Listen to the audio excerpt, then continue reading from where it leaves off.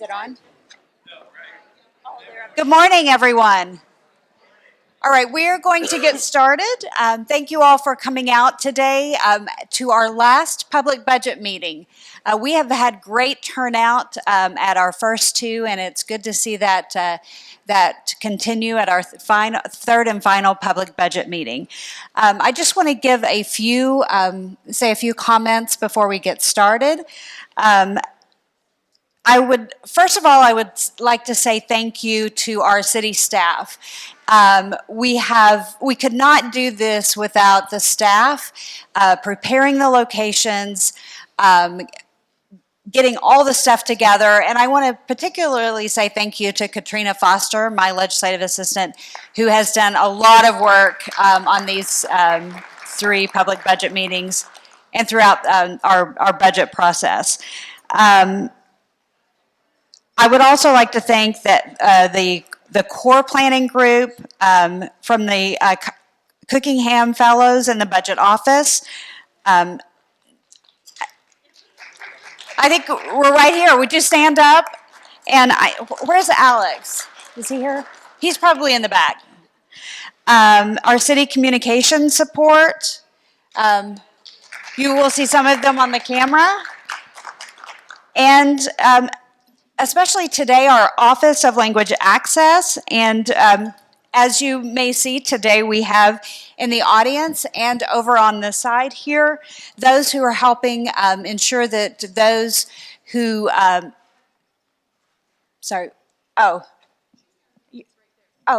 you're right here. Sorry. I'm like, William, who's very important to our finance team, was like directing here, and I'm like, oh, if William's saying we've got something going on, we're here. So, all right. Our Office of Language Access is ensuring that those who, all who are here can participate. So on that note, I want to encourage those who are speaking today to speak slow, enunciate, use shorter sentences, and pause between sentences. This is especially important because because there aren't any speaking notes for our translators to follow for this type of event. Okay, again, I want to say thank you for being here today, and I'm going to turn it over to my colleagues to say a few opening remarks before we turn it over to our budget officer to give a brief to give an introduction. Mayor Pro Tem. Good morning, everybody. Thank you for helping me figure out where I was supposed to be this morning. But I'll be brief because there's a lot of you in the room today, and we definitely want to hear what you have to say. But this is our final day. We've got have had a lot of significant testimony that has been very good, and we appreciate you all engaging in this process, helping us as we prioritize your priorities in this next year's budget. So I will pass it on to my colleague, Melissa Patterson-Hasley. Thank you. Thanks for being here. Good morning, everybody. Good morning. As she mentioned, my name is Melissa Patterson-Hasley. I'm the councilwoman from the 3rd District at large. I am very happy to be here to listen to your feedback. It absolutely makes a difference in the amendments and proposals we bring forth to not only our colleagues, but also the finance department and staff members. And so I love that you're here to give us your opinions. Please do that. And also, after we conclude, have a good rest of your weekend.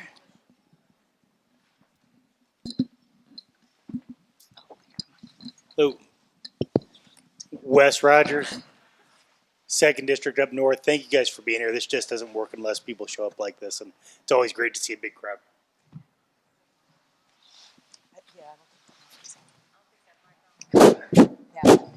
It comes on when I talk.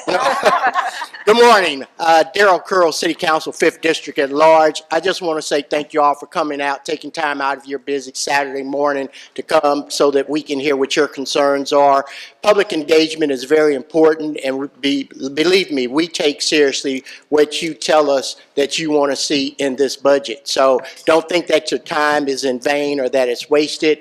I just want to say thank you again for coming out, and I'm not going to be able to stay for the duration session. So I hate that I'm going to miss some of your testimony. I have a funeral I've got to go to, but I look forward to hearing from everybody that I can this morning. Thank you. Good morning, everyone. Kamiko Black Gilmore, Deputy City Manager. On behalf of Brian Platt, our City Manager, I just wanted to say thank you all for coming out here and being engaged in this budget process.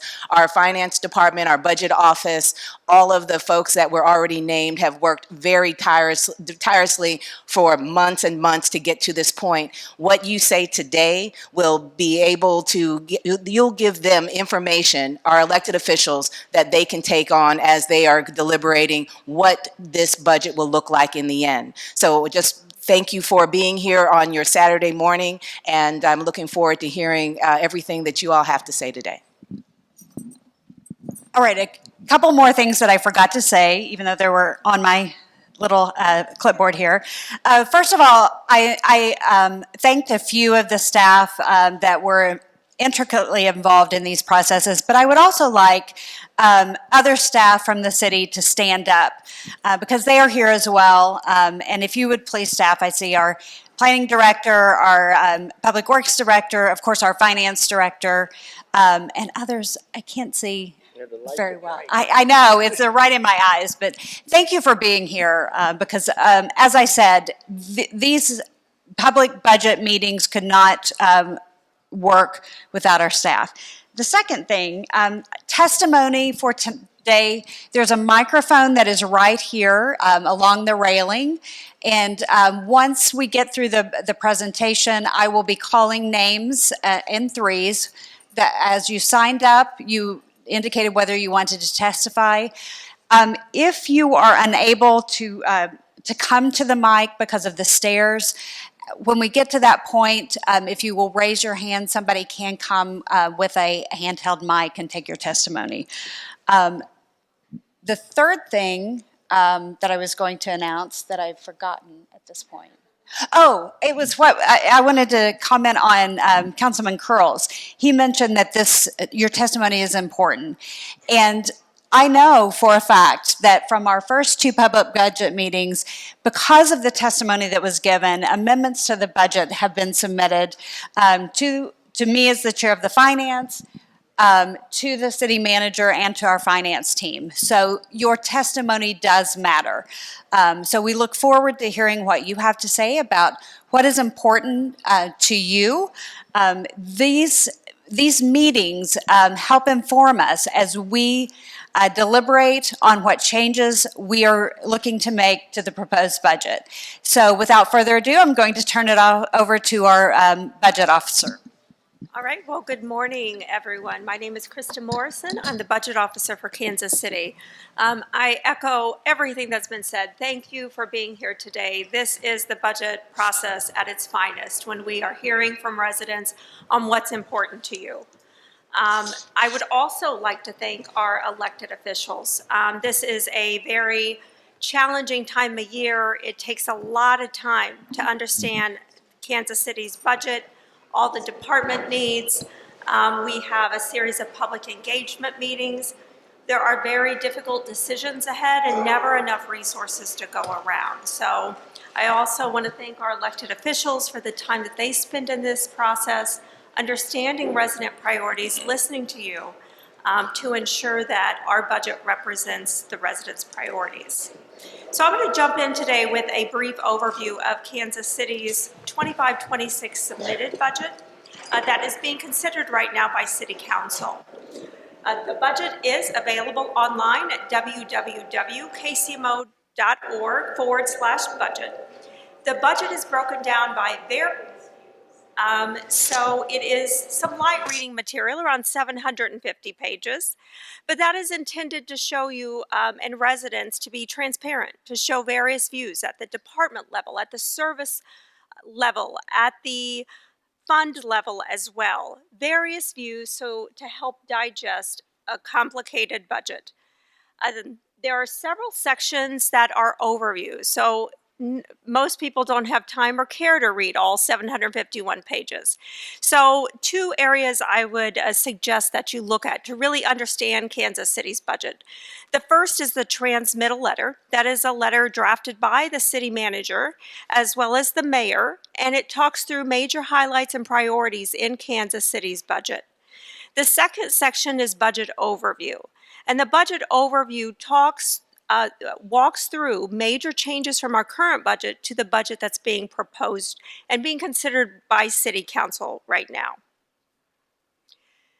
So the budget itself is broken out by council goal, and the council goal is really based in our citywide business plan. So when this council took office, every 4 years, we do a series of public engagement sessions, and they're broad visioning statements to say what's important to you residents. And then our council comes together to build a plan for what they wish to accomplish during the term of the 4 years. That is how our budget is broken out. It's by council goal. So you'll see them listed here by inclusive growth and development, finance and governance, housing and healthy communities, public safety, and infrastructure and accessibility. We do have the citywide business plan available in the budget document itself, and it is intended to be really the guiding foundation for resource allocation as we build the budget every year. So Kansas City's budget is a $2.5 billion budget, and it is broken down by 2 categories. The first is governmental activities funds, representing approximately 2/3 of Kansas City's budget of $1.7 billion. And the second is our business type activities. Our business type for Kansas City is around 1/3 of Kansas City's budget. And what that represents is the water and aviation departments for the city. Those are fee provided services, and that 1/3 of Kansas City's budget can only be used for those purposes. You'll see each area in Kansas City's budget, whether governmental activities or business type, is increasing approximately 8% from the current year. So Kansas City's budget, if you would, okay, thank you. So Kansas City's budget is broken down, I mentioned 2/3 and 1/3. It's really 1/3, 1/3, 1/3 here. When you think about our budget, in the red is business type activities. That's the water and aviation departments for the city. That 1/3 can only be used to support those operations.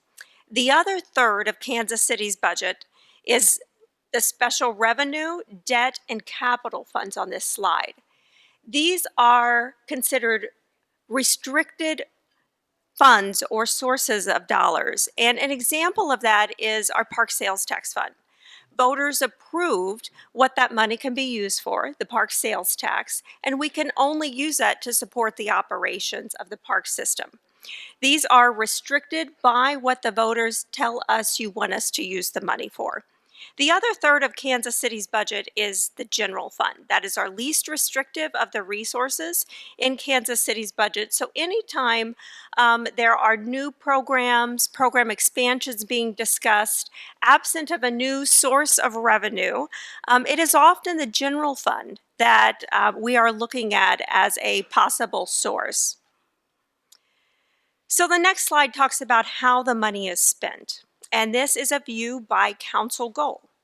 So of the $2.5 billion budget, on the right here is business type activities. That is water and aviation. All of that 1/3 of Kansas City's budget is supporting those operations solely. For the rest of the other 2/3 of Kansas City's budget, how that budget is broken out by council goal is 41.6% of that is spent on public safety. That is the municipal court, the fire department, and the police department for Kansas City. You'll see the next category here is infrastructure and accessibility. Those are our departments like public works. That would be transit authorities. Those types of activities are in infrastructure and accessibility. The next category is housing and healthy communities at 19% of Kansas City's budget. That's our neighborhoods department, the housing department, parks and recreation is part of that category. And then we have inclusive growth and development. That is like our city planning department, our civil rights and equal opportunity departments are just a couple examples there. And then finally, at 9% of Kansas City's budget is finance and governance. That is many of the internal supporting departments like the finance department, like the law department and general services department supporting the whole city's operations. Okay. So this next slide talks about how dollars are changing between the council goal and budget. And can you all hear? Thank you. I think I need to get closer and I can be louder. Okay. Oh, thank you. Thank you very much. Okay. So what this is intended to do is a view of what's changing between our current budget that's adopted 24-25. That's the second column on here, and the submitted budget, which is 25-26. And you'll see here an increase in both dollars and percentages in governmental activities. So the largest increase here is in the finance and governance area at 26 million or 21.3%. And there's some unique items happening here. There's some one-time costs really driving that. And I'll talk about that more ahead as we talk about major changes in Kansas City's budget. But it truly is there, primarily one-time costs. The other key area of increase here in Kansas City's budget is public safety at $71.9 million. That represents an 11.7% increase. And most of that is driven by the cost of personnel services. So the next view is just another way to look at Kansas City's budget by council goal. This is a department view. I know it's difficult to see on the screen. We have a page on this online if you want to see this in more detail in the budget overview section. This breaks down by council goal how dollars are spent at the department level within the city. So how to look at this, our largest funded department for Kansas City is in the area of public safety. It's a police department at $343.3 million. Our next department is the fire department, funded at $321.5 million. And then following that is our public works department. That's our trash, recycling, street services for the city at $230.5 million. I won't go through each of these, but this is another view of how the dollars are being allocated or prioritized in this budget. So I'm going to focus on the general fund because anytime we're really talking about program expansion, additional services, it is the general fund that is not restricted by voters from a ballot that we're often looking at as the source. So I want to focus specifically on our general fund, and this is the general fund revenues by type. The general fund revenue is $790.7 million. And the majority of that, 44.4%, comes from earnings tax. That is the primary revenue source for that fund. You'll see other categories here like utility tax at 13.5%, local use tax for online sales at 13%, and property tax at 10.3%. So let's talk about how that money is spent. And this is, again, our least restricted of our resources for Kansas City. The expenditure side here is $808.9 million. And you'll see here the largest spending in the general fund for Kansas City is public safety at 72.8%. Again, that's fire department, municipal court, and the police department. You'll see here our next categories are finance and governance at 13%. Housing and healthy communities at 12.1%, and then we have a smaller 1.1% for inclusive growth and development. Most of that funding comes from dedicated resources, as well as infrastructure and accessibility at 0.7%. So what is so important and why this job is always challenging, because there's never enough resources to go around to meet the many, many needs across the city, is that we are sitting in a position right now where we have a structural imbalance. Our expenditures are exceeding revenue. Expenditures have been growing, and I know I feel it when I pay my rent and my grocery bill. Expenditures are far exceeding the pace of revenue growth. And that is the challenge facing this city and this city council ahead. So we are, and I'll just walk through this slide a little bit. The blue line, this is our general fund balance. So our fund balance is our emergency reserve. Just like when we're managing our finances at home, we want to have a reserve in the event of an economic downturn or emergency so that we can continue city services. This city council has a policy of an emergency reserve of 3 months of expenditures in the general fund. So that's the blue line, that's the ceiling. The floor is a 2-month emergency reserve. That's the red line here. Why this is so important is the first year of the pandemic, almost the entire fund balance was exhausted continuing to deliver services. And we were fortunate enough to have federal support and city council prioritize ensuring we restored fund balance along with many other priorities across the city with those resources. We are in a good position right now. So we are in the 303.4 million. That's where we anticipate to end our fund balance for the general fund. That's sitting above our 3-month reserve. This budget draws down fund balance, approximately $65 million. And that fund balance, we can draw that down for 1 year and still stay above our emergency reserve. But this isn't a sustainable position to be. So every decision on expansion of resources has to be evaluated. We have known this. City Council and the Finance Department, we model 5-year models. And what we have been doing is a multifaceted approach of how we're going to address this moving forward.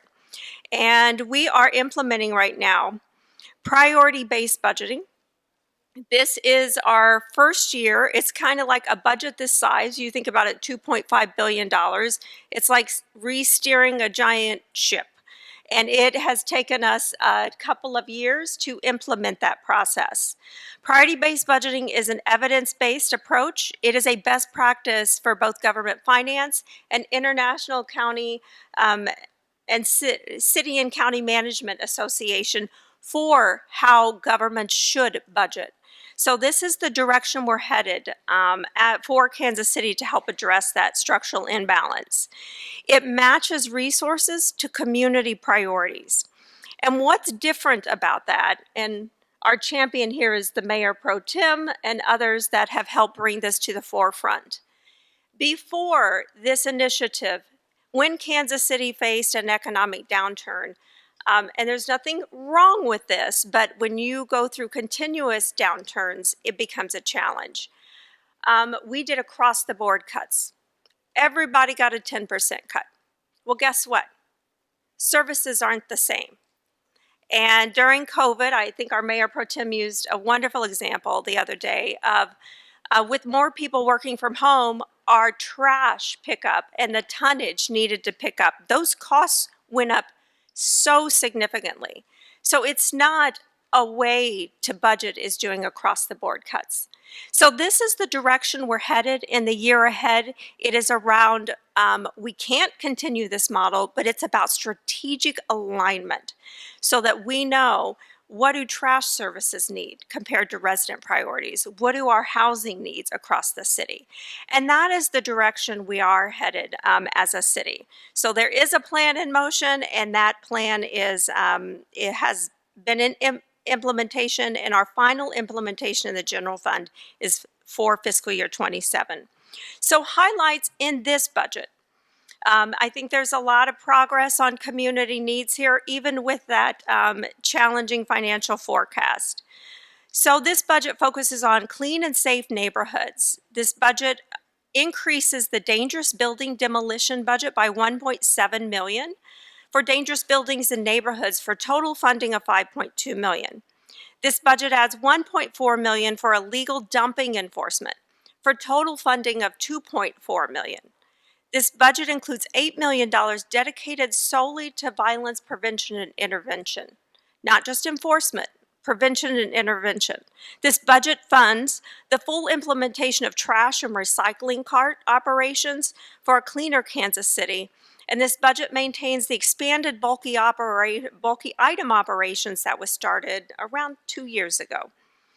This budget adds a dedicated team to the maintenance of Brush Creek. That is the first time I think we've had a dedicated team for that. And this budget extends the Rebuild KC program with $300,000 additional for neighborhood grants. Rebuild KC was a program started with the ARPA dollars, the federal dollars, stimulus dollars that the city received, and those dollars have ended, but in response to the neighborhood needs, the city's continuing that through its general fund. This is year 3 of $1 million added annually to plant 10,000 trees during that same time frame. This budget has focused on housing security and supporting those experiencing homelessness. This budget focuses on affordable housing, and it is year 3 of 4 of an annual $12.5 million investment for $50 million total in the Housing Trust Fund for that initiative. This budget maintains funding for the Right to Counsel program at $2.6 million. That is a program launched to address and support individuals and families facing eviction. So this budget maintains that funding level. This budget adds $1 million for emergency rental assistance. This was a program launched with federal dollars, but those dollars have been exhausted. Understanding the needs of the community, this is programmed in the submitted budget in the general fund. This budget expands emergency shelter beyond extreme weather for an additional $1 million, and this budget dedicates $750,000 for homeless encampment cleanup. We've been using existing staff in other areas to try to support that, but that's taking away from those other operations such as trash and recycling. So we're dedicating a team for that purpose. This budget does maintain small business support at $1.1 million. In the area of public safety, both the general fund and the governmental activities budget, public safety is the largest prioritization of resources in Kansas City's budget. This budget prioritizes wages to keep us competitive in the region to recruit quality public safety officers. It also adds $1 million to support supplemental security needs in entertainment districts. In the area of infrastructure and accessibility, this budget continues to fund sidewalk and ADA improvements with $7.5 million of the GEO bond authority approved by voters in 2017 to focus on sidewalk improvements across the city, among many other priorities for infrastructure. This budget dedicates $14.6 million to sidewalks around elementary schools. This budget adds $3 million for Vision Zero for a total funding of $8 million. Vision Zero is the city's initiative to address dangerous streets and intersections for safer streets in Kansas City. And then for those of you that know about the PIAC program, it provides $34 million of neighborhood preservation projects for PIAC, and that's where, if you don't know about it, you can go to the city's website, learn about it. It's where residents can submit requests for improvements in your parks, in your sidewalks, in your curbs and streets for your own neighborhoods. And then this budget continues to add money for our LED light conversion and maintains the enhanced snow removal operations. In the area of inclusive growth and development, this budget adds $500,000 for contractual management and additional advocacy services in the Civil Rights and Equal Opportunity Office, and adds $2.5 million for maintenance and event support at city convention facilities. This budget also finalizes preparations for hosting the 2026 World Cup, anticipated to bring over 650,000 visitors to Kansas City over 2 months. In finance and governance, that was the largest goal we talked about several slides back for dollar increase. We've got some one-time investments in this budget. They're not recurring costs at this level. So the first is a $10.2 million one-time investment in the city's enterprise resource software system. That's the backbone of how we do procurement. That's the backbone of how we do our finance, as well as our HR operations for the city. It supports every single department in Kansas City. It adds $10.8 million for facility improvements and city hall repairs.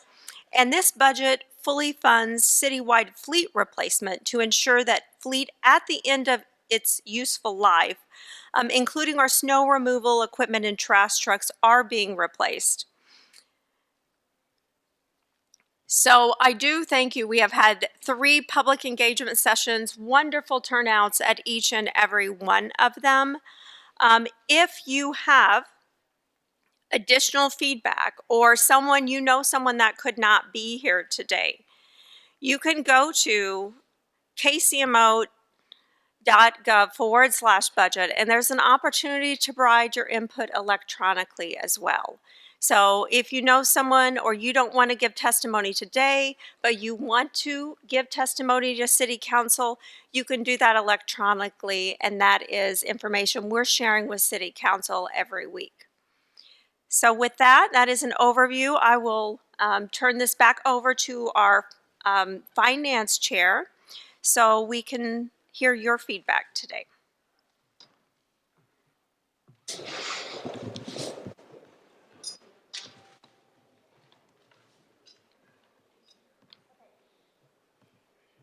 I will just remind you that there is a microphone just right here along the railings.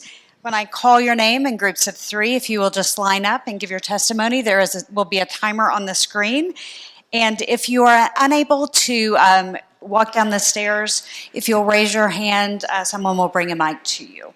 Okay, the first 3 names are Anthony Cunningham, Skylar Mart, and John Mart. Skylar Mart and Joy Mart, excuse me.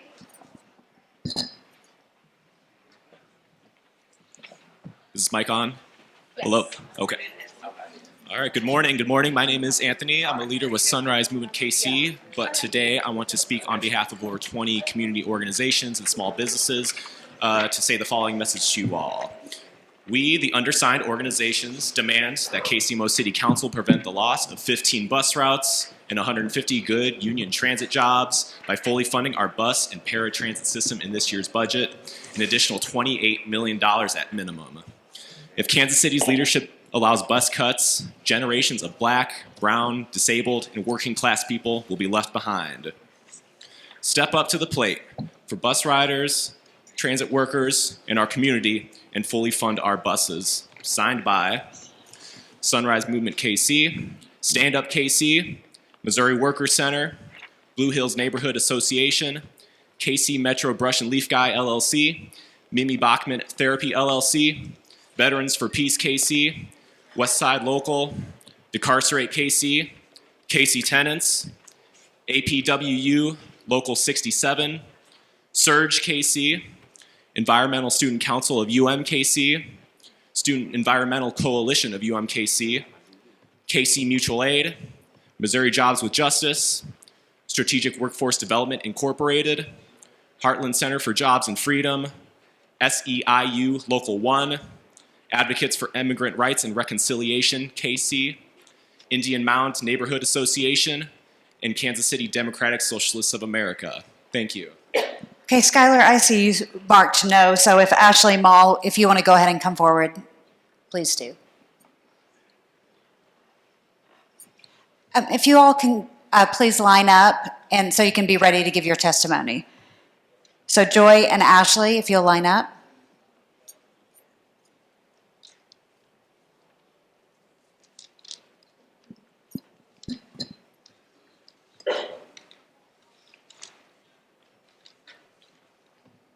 Good afternoon, everyone. My name is Ashley Ball. I am a Taco Bell worker, a leader with Stand Up KC and the Missouri Workers Center.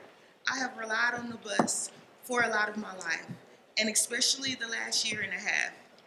So I know the importance of a transit system that works for the riders, the drivers, and the taxpayers. As a single mother of 4, life happens all the time. I have a car, but it's not reliable.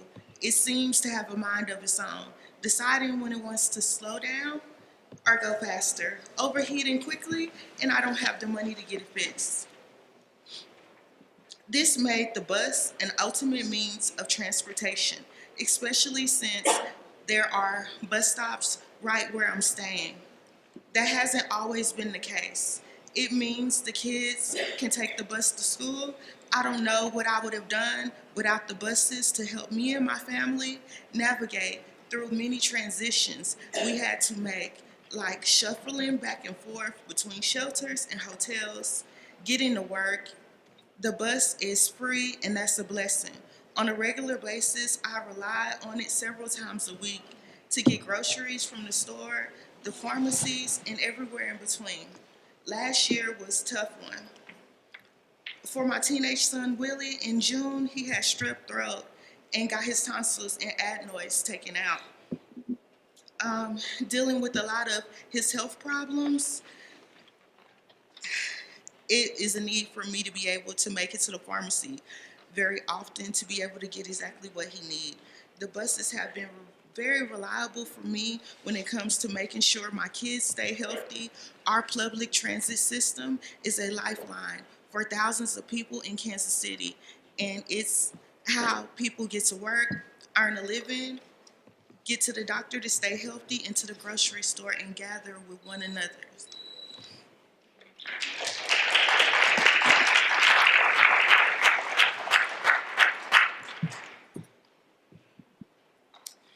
Hi, my name is Joy. I use they, them pronouns. I'm a resident in the 2nd District of Kansas City and a member of Sunrise Movement KC.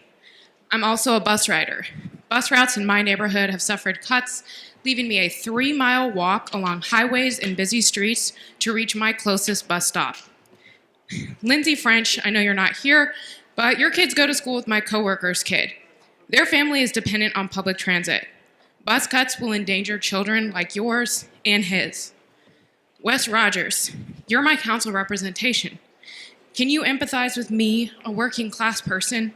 Have you ever had to call your friends and coworkers asking them to give you a ride to work because your car broke down and skipping work is just not an option? I rely on the bus multiple times a week, despite it being nearly inaccessible to me. I assure you, cutting funding to our buses will financially devastate thousands of us. I already see the harm done in my community. Allowing things to fall apart by simply throwing the problem to a nameless regional government is not leadership. All the while, you're asking working class Kansas Cityans to subsidize our own caging, attempting to make us pay for the regressive public safety sales tax, a tax to fund yet another jail. And who is more likely to be jailed? Poor working class people. So I ask you, city council members in this auditorium, and those still asleep at home, will you support a budget amendment to fund our buses? Will you be the clear hero and save our public transit? Or will you be the villain, allowing over 100 union jobs to disappear in May, allowing thousands of bus riders to be stranded and financially devastated? I'm here sounding the alarm, telling the right group of people, you're sitting there with power to do something about it. Will you use your power to do the right thing and fund buses, not jails? I'm also going to ask you to hold your applause just so we can, and I'll give you time at the end to applaud for everyone, just so we can give everyone time to testify. John Sharp, Beth Berger, and Croatia Black. Sure. Can someone take the phone to, or the mic? There's a mic coming. Thank you. Can you hear me? Yes. Okay, thank you. I had hip surgery recently, and steps aren't kind to me. I'm John Sharp. I'm president of the South Kansas City Alliance, but I'm speaking as an individual. I do want to urge the council to provide adequate funding to help people get around the city safely, and that means adequate bus service throughout the city, including on weekends and evenings, and it also means adequate construction and maintenance of sidewalks, particularly those serving schools where many kids have to walk to school commercial areas as well as neighborhoods that are without sidewalks. And I have seen people having to walk in the street and almost get hit by a car. In fact, I saw a dump truck right in front of me, and suddenly it swerved all the way to the other lanes, and there was a lady in a motorized wheelchair having to use the wheelchair in the street, and this guy almost hit her, but he did swerve, but that is so dangerous. So we certainly need more sidewalks, and they need to be adequately maintained. And I also then would like to talk a little bit about public safety, because nothing's more important. And we certainly need adequate funding for fire to have adequate and reliable response times. They're essential to save lives. And if you have too long an ambulance response time on certain life-threatening emergencies, you may as well send a hearse. And I'm here because when I had a heart attack in October of 23, I had a fast response time, and they saved my life. And there's no question, if it had been longer, I wouldn't be here. So that is so important, and the response times are so important. And we also have to have an adequate sized police force to reduce our horrendous per capita homicide rate, which is one of the worst in the nation for big cities. And we now have a new county prosecutor, Melissa Johnson, and she's made it clear that, for instance, on domestic violence, she wants to make that a priority, which will save lives. All right. Because sometimes people have acted like domestic violence isn't that big a deal. All right, I've got it. Thank you. Can I finish? I'll Okay, I've got this. I can run the meeting. John, just wrap it up, please. I'll wrap it up real quick. But we she's going to prosecute domestic violence cases much more seriously, but to de-escalate those situations, because oftentimes they escalate from a beating to death, you have to have somewhere to take that person, and can't just give them a ticket and say, please stop beating your wife. Okay. So we need a facility to rehabilitate and take and incarcerate people who are persistent violent offenders before John, they hurt others. John, I'm going to have to cut you off. We've got a lot of people that want to talk today. Beth Berger from Ruskin Heights Homes Association in southeast Kansas City. The first thing I want to talk to you about are tires and tire shops. We need better licensing of tire shops and then enforcement of the ordinances on the books. Tires, dump tires are a bane of our city. We spend a lot of money cleaning up illegal dump sites for tires for unlicensed tire shops. And then I would like to ask that you make this budget equitable. I am tired of seeing new pools, pool rehabilitation, activities at community centers in other areas of the city, ice skating rinks, etc., for everybody but in southeast Kansas City. Our youth deserve to have activities at a community center. I met with youth on Thursday at the high school. They didn't even know we had a community center in southeast Kansas City. Why is that? Because we rent it out to Honeywell for basketball and volleyball, but we don't do anything for the youth in our community. And then I think the city also has to come up with some avenues for home ownership. We are supplementing apartments. Everybody's being herded into apartments. Why not support some home ownership for the citizens of Kansas City, Missouri? My nephew and daughter years ago were able to buy homes through the ACORN program. It was really beneficial. Why are we giving money to landlords when we can give it to our community members? Oh yes, and speaking of landlords, we need to do something about the out-of-state, out-of-country landlords that are ruining our communities. Ruskin Heights is 68% rental, and they don't keep up their properties. They're driving in the yards. The dead trees aren't cut down. The fence lines aren't cleaned off, and all that contributes to crime. Thank you.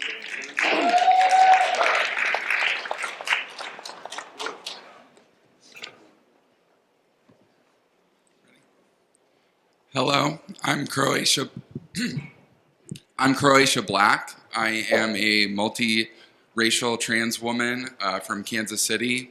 I have 5 generations of family history here, and I feel like I have skin in the game. I'm a leader within our community for trans people especially. And I think that, we talk about the public safety. Public safety is the biggest portion of our budget plan right now. But the plan that we're talking about is largely around the public safety sales tax, which will give me as a leader in our community for trans people just more work to do. I think that the city needs to do more to protect people from financial hardship, and that state violence doesn't protect us. It actually makes things worse and gives us more material problems to deal with. Material problems that are very difficult and challenging when the cost of food is so high, the cost of rent is so high, which leads people to criminal behavior. And while they're becoming more marginalized and having more pressure put on them by the state of Missouri and the country that we live in, that reflects in their behavior. And to add more police and more jails into this scenario is just going to make it harder for the community that I'm in. If I had one thing to say before the 10 seconds runs out, it's that I would like to see this body reduce the KCPD budget and to the minimum, not pursue the public safety sales tax, and take that money and put it into our communities of Black and brown and queer people that desperately need your help. So. Thank you. Nam, Aaron Atterberg, and Dominique Brooks. Again, I would ask you to hold your applause.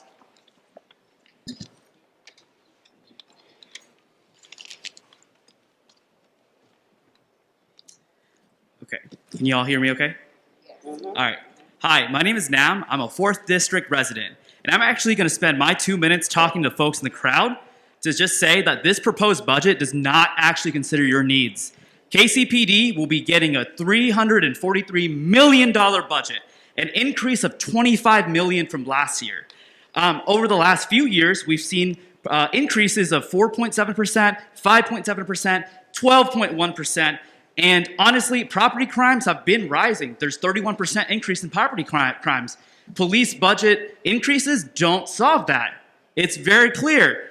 In regards to bus funding, Council has known about the shortfall of $30 million for a while now. 15 routes will be cut and 150 union jobs lost. And yet, our elected officials would rather blame the looming cuts on operational failures of KCATA and find ways of absolving themselves from doing the right thing for you.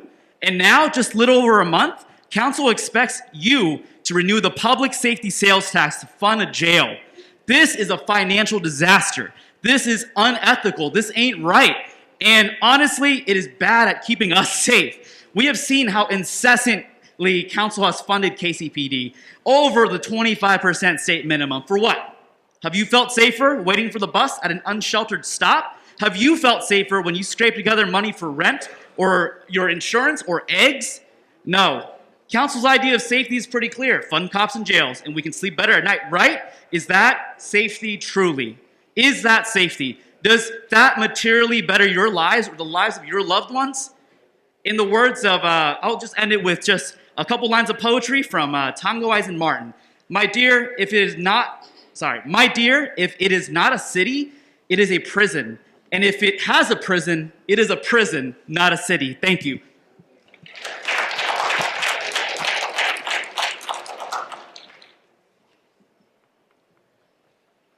Hi, my name is Erin Atterbury, and I'm a resident of the 6th District. I'm a public health professional, and I work with formerly incarcerated folks every single day. And every single day, the people that I work with struggle to access bare minimum necessities like housing and health care, the things that they need just to survive. And for that reason, I'm here to testify in opposition to the continuous increases in the KCPD budget and to the renewal of the public safety sales tax, which primarily goes into the KCPD budget, as well as the new jail, which I'm also against. KCPD is continuously the most funded department in all of the city. You already give them more funding than necessary every single year, and that number increases every single year. This year, that number is at an all-time high. Using our constituents' tax dollars to increase the police budget, expand the carceral system, and ignore funding for critical services is contradictory to your purported budget priorities. And there was something else said in your presentation that was absolutely correct. This is not sustainable. And I would urge the council to reject the proposed increase in KCPD's budget. This money can and should be diverted to critical services like schools, transportation, healthcare, and housing. You are public servants. We are the public. We are here every single time, and every single time we are asking you to invest in community care, not in cages. And I would urge you to listen this time. Thank you so much.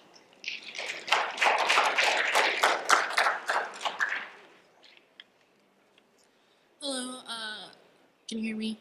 Speak up. All right, okay. What's up? Hello, my name is Dominique. I work in the 4th District of Kansas City.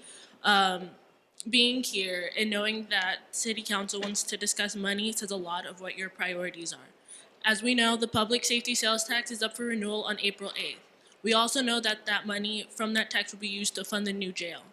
And we also know that there is another discussion about the funding of the Ride KC bus services. As a daughter of a Ride KC driver, people riding the bus is how my dad and other drivers have a job. We've already have had routes end in both Kansas and Missouri, and both drivers and riders have been screwed over due to low riders. If you want to talk about where to focus on the money, the bus being free and accessible is how many residents can get to work and spend their money in Kansas City. If riders can't get to their jobs and where they need to be, drivers lose their jobs, and then both drivers and riders and their families can't spend money in KC.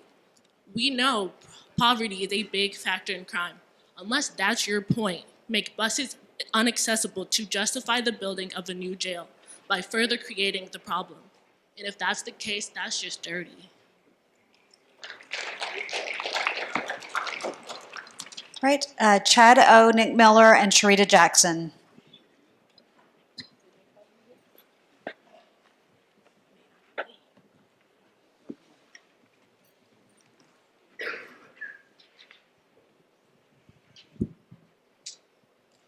Okay, my name is Chad Onyawa. I live in Kansas City.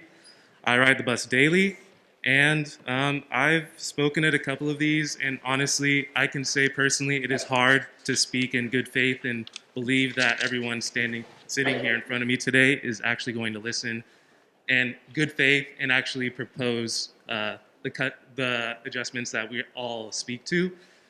The phrase priority-based budgeting is frequently used in this slideshow, and it's obvious to me that over the years, as we've, with Sunrise Movement and Decarcerate, have talked with you all, that the priorities you're interested in are largely your own and private interest.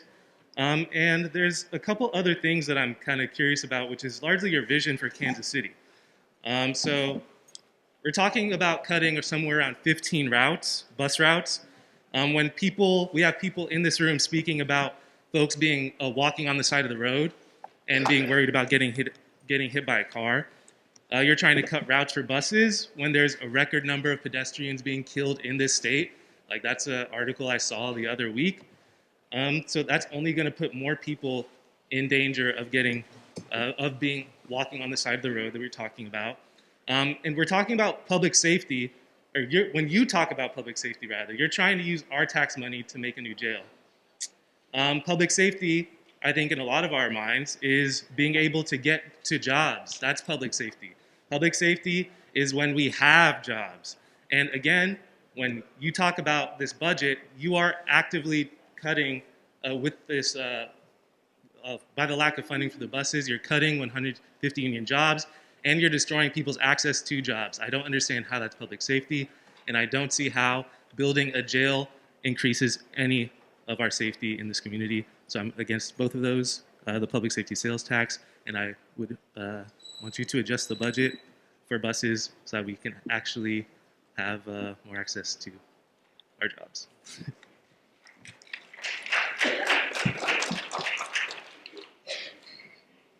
Good morning.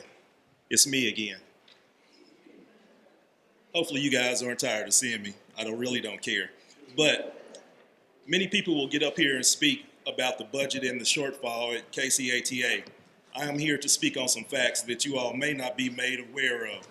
It has been publicly said that the city doesn't want to invest any additional funds in KCATA because they feel the organization is misappropriating the funds. The question that I have of you all, how can an organization misappropriate funds that is controlled by the board? How can an organization misappropriate funds that they are not receiving? Did you all know that the city went 6 months without paying their invoice to KCATA, forcing them to exhaust all of their reserve funding? Right now, let's see, KCATA has had numerous audits done on them. One recently done, which was the standard audit that was presented to the board. They had an FTA audit done. The FTA audit found that there was no misappropriation of funds by KCATA. They also had an FMO audit done, which is a financial management oversight audit. So when you all are making your decisions, you need to know the facts. Thank you.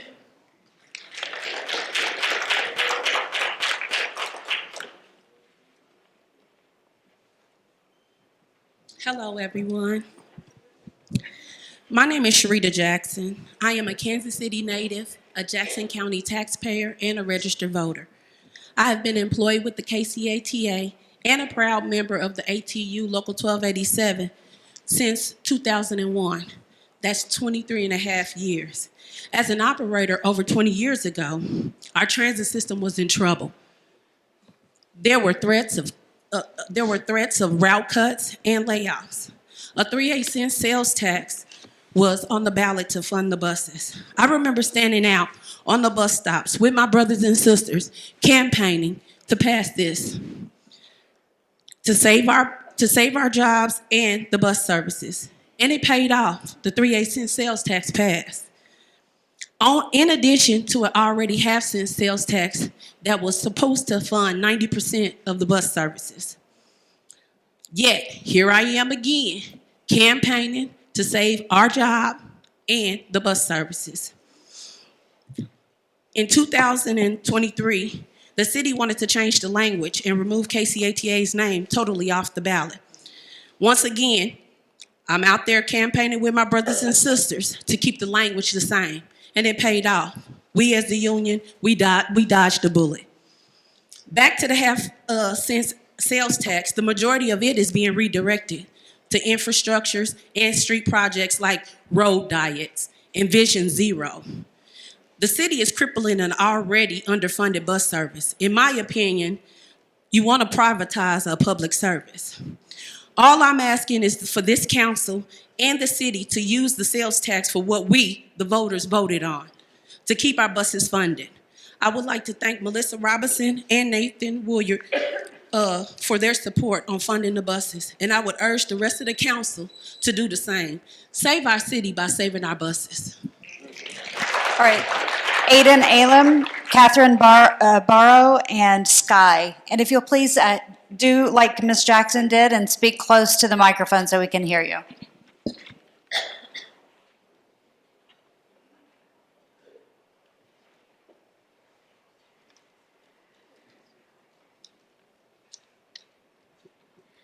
Hi, my name is Aiden Allen. I'm a resident of Kansas City and a leader with Sunrise Movement Kansas City. And I'm actually here because there's so many bus riders who weren't able to be here today. One, because so many buses that come out here are not being running on time, not able to get out here because of how underfunded our bus system is. So many bus riders are not actually able to speak our mind. And that's why Sunrise Movement KC went out this week to talk to bus riders to hear what they actually want to see in this budget and how important buses are for them. And we have one testimony from a bus rider named Kevin who says, "The Ride KC buses are very necessary to me because I have business in all areas of the city." This is directly from a bus rider here.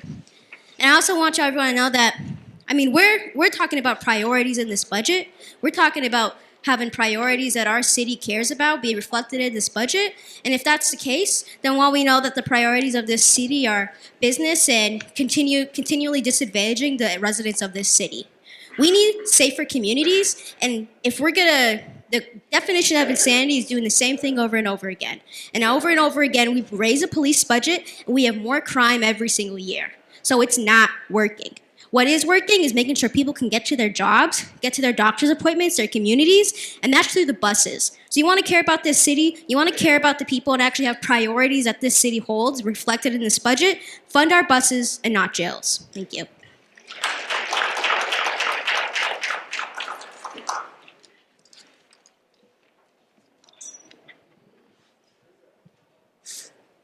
Hello, my name is Kat Barrow. Like most people who live in the Kansas City metro, I have lived and worked in different areas of the city in both Missouri and Kansas. I currently work in Casey Mo's 5th District, led by Mayor Pro Tem Parks Shaw and Councilman Curls, who, like my dad, is a proud UAW union member. I am not a bus rider. I have a car, and I generally have the privilege to work from home. I am here today because I care for my neighbors and I believe in accountability. I don't think we're asking too much to ensure that every person in the metro area has accessible public transportation. Let me say it a different way. I don't think we're asking too much to ensure people of the KC metro area have the ability to move freely about their city, to get to their jobs, schools, grocery stores, medical appointments, and wherever else they need to go. I like to believe you all got into these positions of power to make this city a better place to live. Asking you to fund our buses is not asking you to make our city better. We are asking you to not push us off the fiscal cliff, dooming so many people to lose their union jobs or their ability to get to work. We are not fazed by your attempts to ignore, confuse, and misdirect under the banner of regional funding, privatization, or bogus claims that Iris is filling gaps. If you don't want people slipping through the cracks, don't break the bus system. This is your responsibility. We have the money, or rather, you have our money. A fully funded bus system is a critical lifeline for thousands of people. We will not abandon our neighbors. Will you?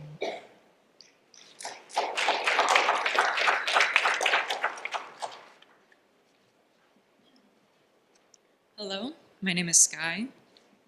I'm a bus rider, and I was lucky enough to be able to go to the first budget hearing and say my own testimony. So today I'd like to start by reading out some from other bus riders who are not able to come. Can you speak up, please? Yes. Into the mic.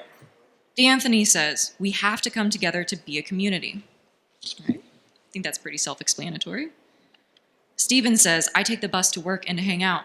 I take the bus all the time. I would lose my job and I wouldn't be able to make it home. I already live at a route that stops at 7 p.m. If there are bus cuts, I can't get home. Fund our buses." And there are thousands of stories exactly like that, right? Why is it only true that we can throw money at a budget if it's the KCPD, right? We say that they aren't able to do enough. They aren't able to keep us safe, so we have to give them more money. Why isn't that true for our buses? We are already paying pennies compared to what other cities do for our bus service. And we have an amazing service for what we pay. We are not paying enough. We need to fund them more. Please fund our buses. Caitlin, Ian Sippel, and Kelly Dodd.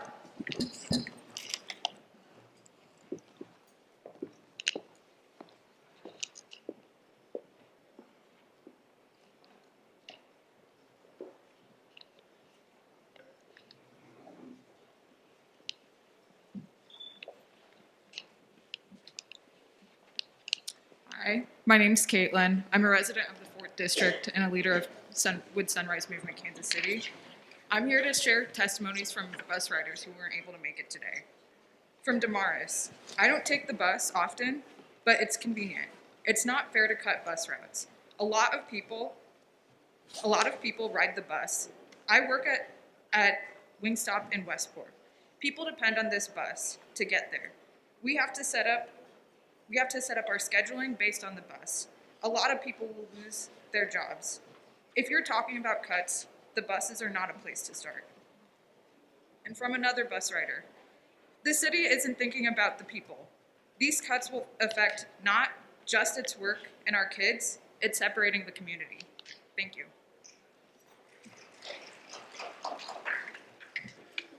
Hello, my name is Augusta. I'm with Sunrise, and I'm in the art team.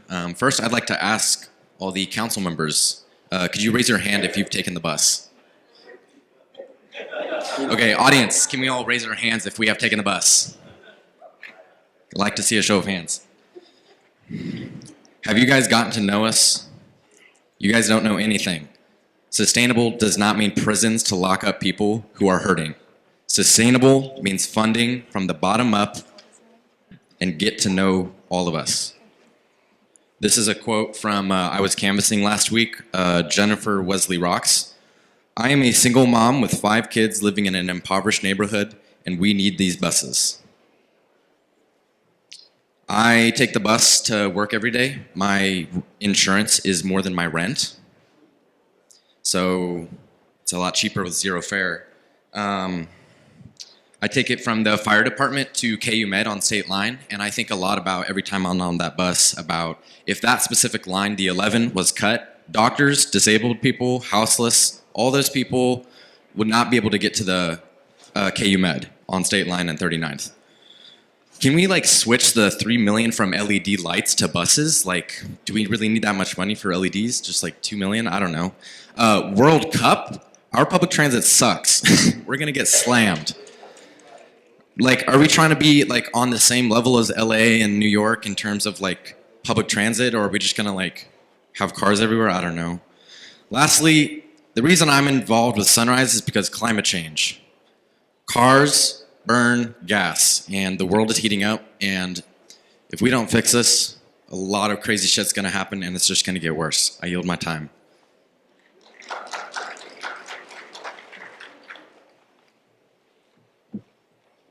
Hello, good morning. My name is Kelly Dodd. I live in Pembroke Estates, which is a Kansas City Northland district, and I'm a high school health teacher. So as I thought about this, when a neighbor said, I want you to come with me today, I thought the words that keep coming to mind is fixed income. Now in my household, if I don't have the money, I don't get it. I might have to give up travel, I might have to give up entertainment, going to a sports event. I'm not sure how a budget gets so out of control. But here's the deal, I want to just talk about 2 things today with you. I understand the buses are free to ride. I think that's marvelous, and it does meet some people's needs. But why can't we charge a minimal amount of money for people to take our bus? Listen, there's going to be more than 650,000 people to come into Kansas City for the World Cup. It's not going to cure the budget, but y'all, even $1 to get on a bus would be huge. I think there's going to be over 1 million people that are going to come to this World Cup tournament, plus all of us that are in Kansas City. I hope you've included those as well, because that's why I think it's to be more than 1 million. All right, the second thing, listen, I mean, no disrespect to the staff that are here with the city. This is going to sting a little bit, but this is brainstorming. What is wrong with doing a salary freeze for about 2 or 3 years to see where we can get with the budget? The second thing of that is when people start resigning or retiring, this is going to kind of be sucky for y'all too. Why can't we share the work with other employees that are still working without overwhelming them, because we don't want people walking out? This could just be a 3-year program and then you reevaluate. Council, it is time to be selfish.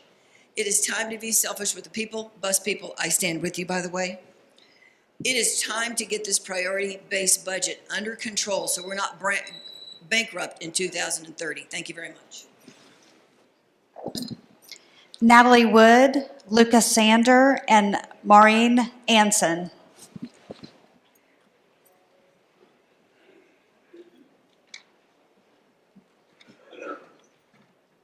Hi, my name is Natalie Wood. I'm a leader with Sunrise Movement. I am not a KCMO resident, but I have lived in a transit desert my whole life. I've seen exactly how it affects the community. Whenever I turned 15, I was unable to get a driver's permit simply because I couldn't get a ride. And then again, with kids I've known unable to escape abusive homes for even a second because they couldn't get a ride, a jail is not going to help. I've seen personally and had to call the police personally on adults who are abusive. It doesn't do anything. It's far more constructive to address the mental health crisis in this city rather than taking 15 bus lines away and firing 150 workers. That's all I have to say.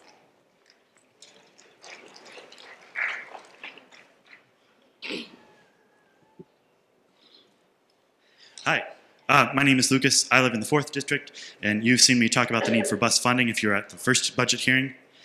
However, some council members do not all seem to be hearing us on this. In fact, in the case of some of you, like Mayor Q, you've not shown up at these hearings at all and are instead spending your time figuring out how to give away our tax revenue to billionaire sports teams owners rather than reinvesting in public goods like buses. I noticed you did even take out the section in the presentation about buses at all. With that being the case, several of us, like you've heard, have been doing the work ourselves to hear from bus riders.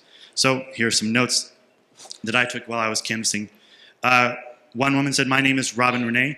I'm disabled and I wouldn't be able to make it to my appointments or the 19 hours that I work on a job or to the groceries." Carla works in North Kansas City, asked, "How am I going to get to work if the buses are cut?" The mayor doesn't have to worry about that. He has a car, and if his breaks down, the city will buy him another one. Dana said the buses are the only way to get around, otherwise I'd have to call a friend or family, and that's the way it is for a lot of people I know. Lisa said, "If you cut 15 lines, how are you going to replace those riders? Iris isn't reliable. I have no other way to get around. If you get rid of my bus, I'll have to leave Kansas City." I spoke with someone who said he'd have to ride a bike if the buses are cut. He might have to fix his scooter. He had to ride this bike this winter, and it was extremely hard to get through the snow and ice. I also talked with a few bus riders who couldn't make it today, or bus drivers, excuse me. Janice talked about how she both drives and is a trainer, and so a lot of the new people she's been training would probably be the first ones to have their buses cut. Another driver spoke about how cutting ridership now only weakens the bus system for any further building in the future. I also spoke with the driver, Willie. He said that cutting buses will just make his job harder. It will increase tensions with riders, and that the buses should be fully funded into an increase rather than a decrease. Thank you.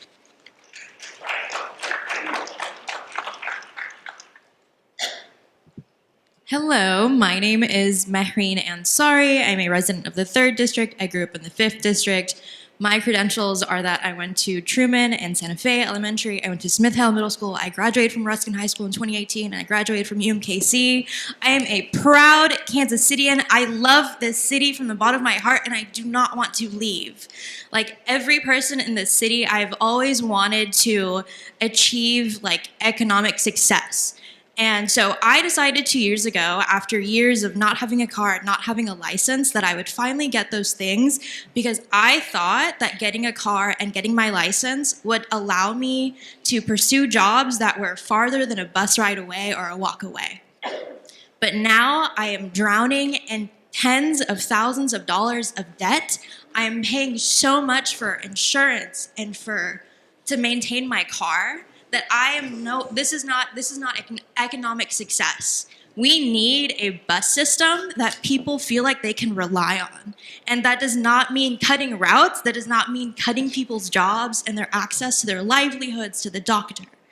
I want better for people around me. Just because I had to get a car does not mean that I want the other people who do not have cars to get a car to get a better job. I do not think that is fair on any of us. Our budget is a testament to what we prioritize as a city, and I want us to prioritize our people, our poor and working class and black and brown people who rely on the bus system, and also our bus drivers who rely on the bus system to get their pay. It is not right to defund our bus system and to try to get more money for jails and police. They have more than enough money, and we know that. Our buses do not. This is my 5th budget hearing in the past 2 years advocating for buses to ensure that there is no gap. I am frustrated that I continue to have to show up. Please fund our buses and not the jails. Jada Roth, SQ Jackson, and Jerron Raven.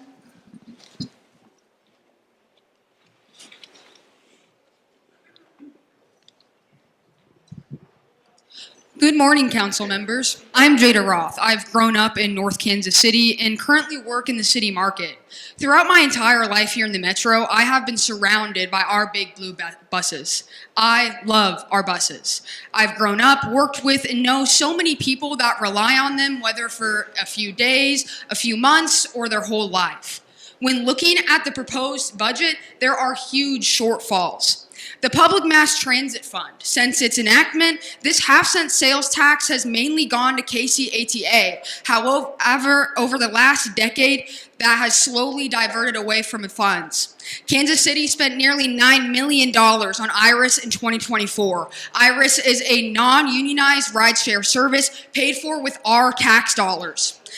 Z-Trip classifies drivers as independent contractors, not employees. That classification means that drivers don't receive benefits like overtime pay, health insurance, and paid time off. Furthermore, those drivers rallied in October demanding Z-Trip to recognize them as employees. Council members Park Shaw and Eric Bunch attended the rally. Again, where is Eric Bunch? Not here today. He's probably with Quentin Lucas and Brian Platt. The drivers' call to action was ignored despite those in power parading for change. Change goes beyond holding up signs. Z-Trip still doesn't recognize their workers as workers. It recognizes them as contractors. But the council, without issue, agrees on a budget and dumps millions on contractors despite lack of change. It is clear that this budget outlined that our government officials have no problem hurting unionized workers in transit. They're going to fire over 150 with this budget. Who are you for, council members? The workers, the union members, the bus riders?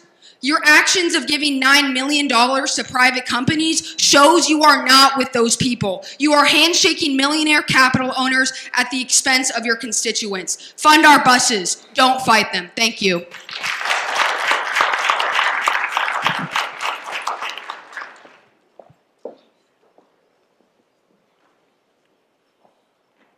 Good morning. My name is SQ Jackson. I'm here to voice my opinion on cuts to funding transportation, specifically to the KCATA. I've been a bus operator for just shy of 10 years. In that time, I've had many conversations, experiences, and encounters that have showed me the importance of public transit in ways that I didn't understand before my employment. Outside of those personal experiences, in my time here, I've also seen a once robust system be slowly and methodically chipped away at, and the havoc that those service cuts have caused.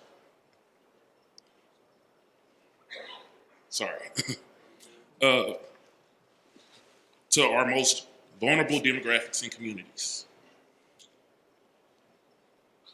I'm so sorry.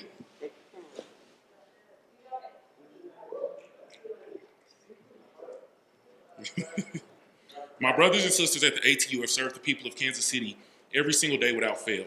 We sacrifice time with our families, work every holiday, take on the cumbersome task of transporting the public with immense pride. Not violence, brutal weather, or a global pandemic was enough to deter us from working. That commitment and loyalty deserve some reciprocity, not threats of layoffs or service reduction. A decision to cut funding to the KTATA and roll back service in our rapidly growing and developing city can only be viewed as one of two things: gross incompetence on the part of our elected officials or an intentional sabotage of public service.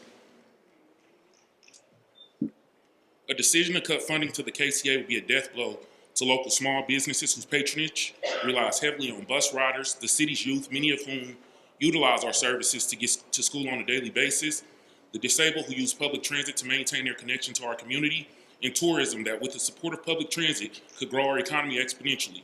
A funding cut at this stage of the game will be counterintuitive and only serve to stop the wheels of progress. Thank you.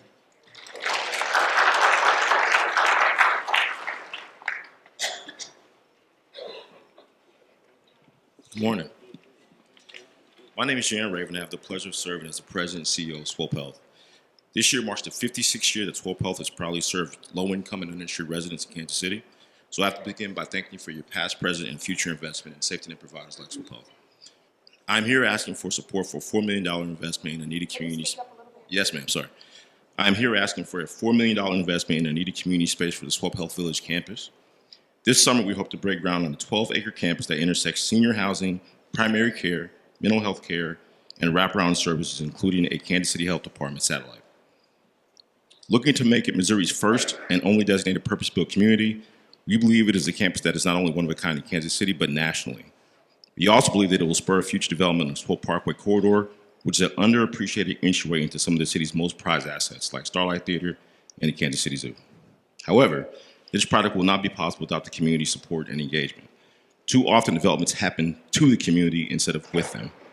We've had strong community engagement and support since the beginning and believe a community space will strengthen it.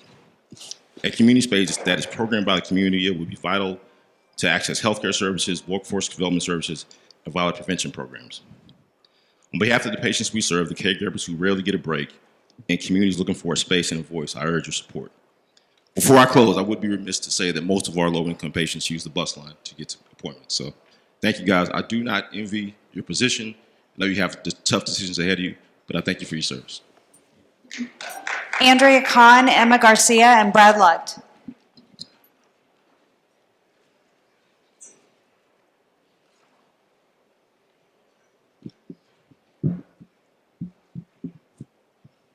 Good morning. My name is Andrea Smith-Kahn. I am the Chief Education Officer for Baraza African Culture Center, where we specialize in cultural education.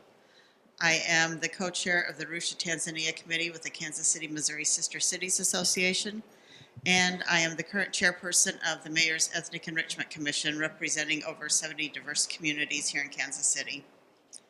I'm here to talk about the city's UNESCO designation. When I first heard about this in 2017, Dr. Wagner, who is here, came to Sister Cities to tell us about this great honor we have been given. I expected to hear lots of fanfare, things on the news, things coming up from the city about what Kansas City had achieved. And I heard nothing. For years, I heard nothing. Right now, we are at a precipice of something major happening in Kansas City. But before I talk about World Cup and over 500,000 visitors coming here from around the globe, I'd just like to talk a little bit about what a UNESCO designation does for communities around the world and could be doing for us with the right type of support. It is very much a mark of distinction, elevating us on the global scale in a way that we could not achieve with pretty much any other brand or anything on our own. This can significantly impact the city's identity and future. This designation can be transformative. It offers a range of advantages that boost the local economy, enhance cultural preservation, and foster sustainable development. The most immediate and obvious benefit oftentimes is the tourism and visitors coming from around the world, because they now know not only that Kansas City has some amazing things, they have learned about them and want to come here and access them. And I do say Kansas City has amazing things. Oh my word, my time is up. I was just getting started, but please, for UNESCO, and especially with the World Cup coming, we need to get support with them, because while the city is working hard on the sports side of it, we need agencies here working under the cultural side of it, so visitors who come here for an average of 9 days actually walk away with an appreciation and understanding of how wonderful Kansas City is. Thank you.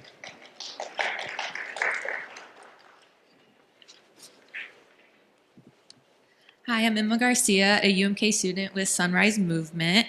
UMKC is primarily a commuter school. The students rely on transportation to receive an education. My peers, coworkers, and faculty rely on buses, and I rely on them. All of you on this council attended college. Mayor Lucas, who again is not here, he went to Cornell Law School in Ithaca, New York, where the city has Tompkins Consolidated Area Transit. Its 25-plus urban, campus, and rural bus routes travel around 1.6 million miles per year and provide service to both county and out-of-county riders heading to Cornell University and other colleges. From this, Mayor Lucas, I'd assume you had a complete access to transportation while at Cornell. Nathan Willett, who is also not here, is a high school math teacher. You understand the significance of buses relating to education. Wes Rogers, you have lots of university involvement and experience. You understand the importance of education. Melissa Patterson-Hasley, partnership with UMKC. Crispin Rea, who's also not here, and Andrea Boo. You both graduated from UMKC's law school. You should especially know what it takes to get to campus and how the students rely on transportation. As you are all able to attend university and you benefited from it, I assume you value access to education, which includes public transportation. I spoke with UMKC students who would have to walk 2 miles, which is 50 minutes, to campus if their bus route gets cut. Imagine walking that in the snow, rain, and heat waves just to get an education. As a public servant, it is your job to prevent this, to care for and protect your citizens. You have that power. This is a deliberate choice to harm a vulnerable population. Are you ready to face the consequences of hindering people's educations? Are you prepared to live with the fact that you'll strip hardworking people of jobs? Or will you step up and support the people who look to you? The money is there. Stop the cuts and take responsibility. Thank you.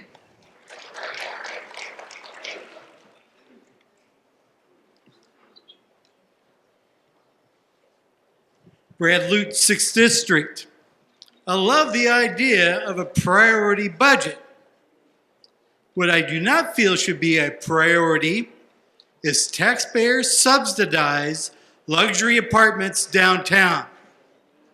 What I do not feel should be a priority is spending $240 million on a park for those downtown for those same people that live in those taxpayer subsidized luxury apartments. What I do not feel should be a priority is spending billions of dollars and giving them away to the billionaire owners of the Chiefs and the Royals. What I do feel should be a priority in Kansas City is affordable housing. Affordable housing would be transformative for this city.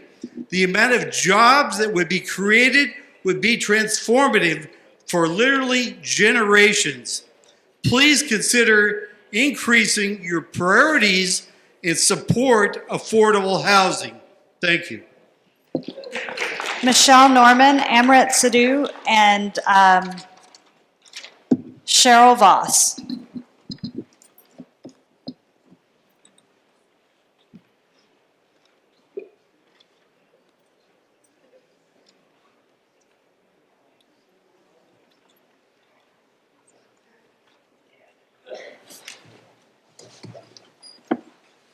Good morning. Can everyone hear me? Okay. Sorry, I'm short. Good morning. My name is Amrit, and I am a resident of Jackson County.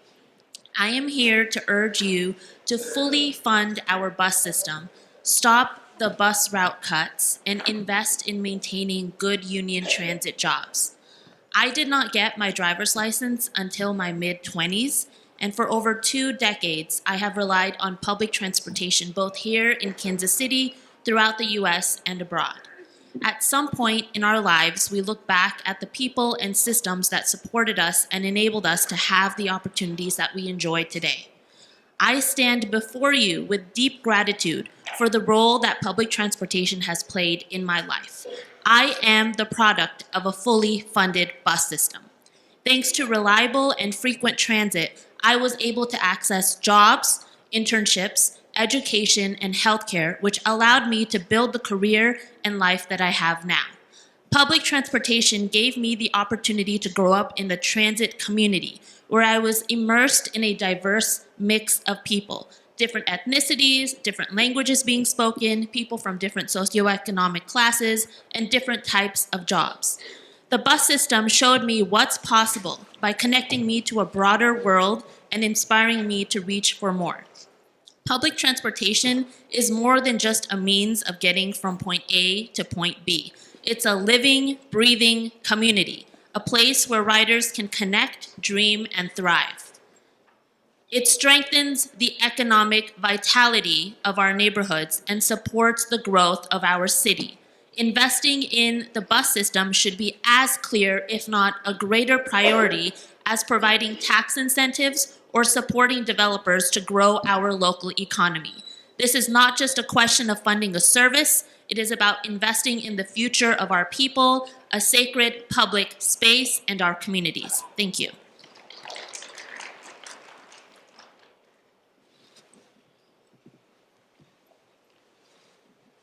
Good morning, Councilman.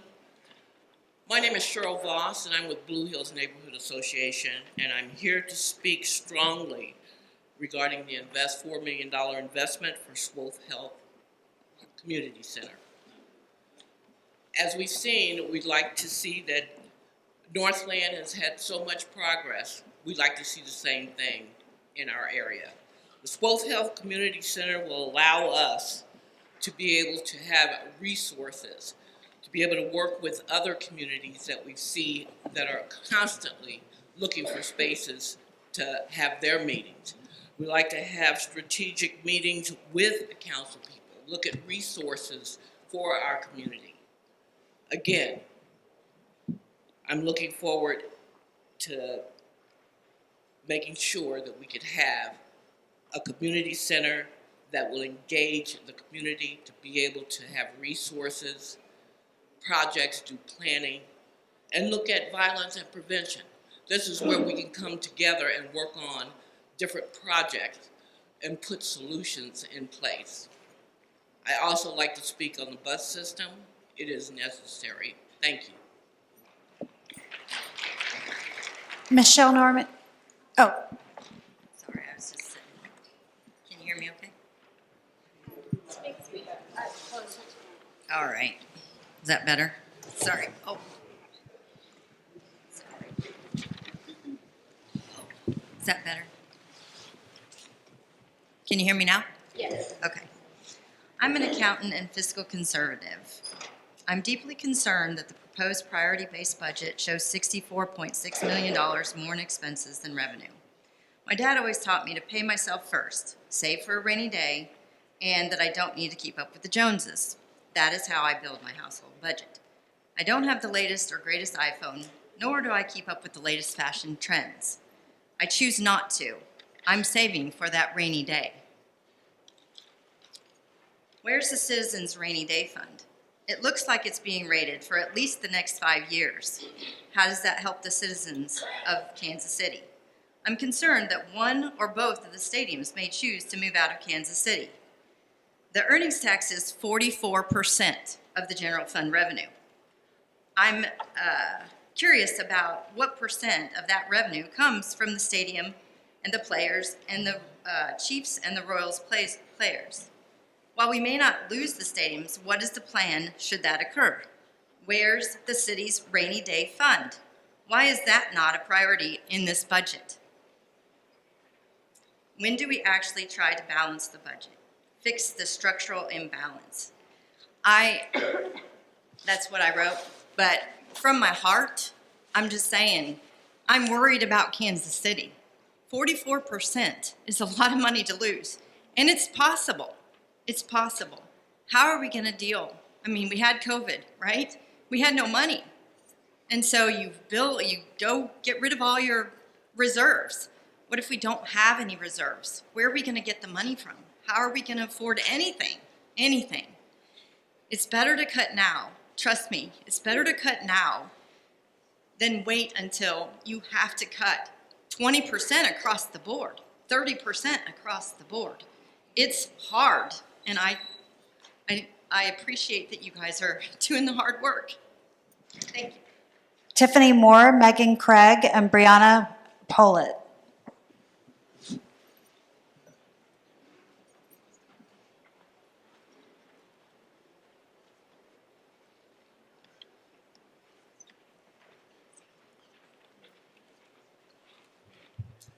Good morning.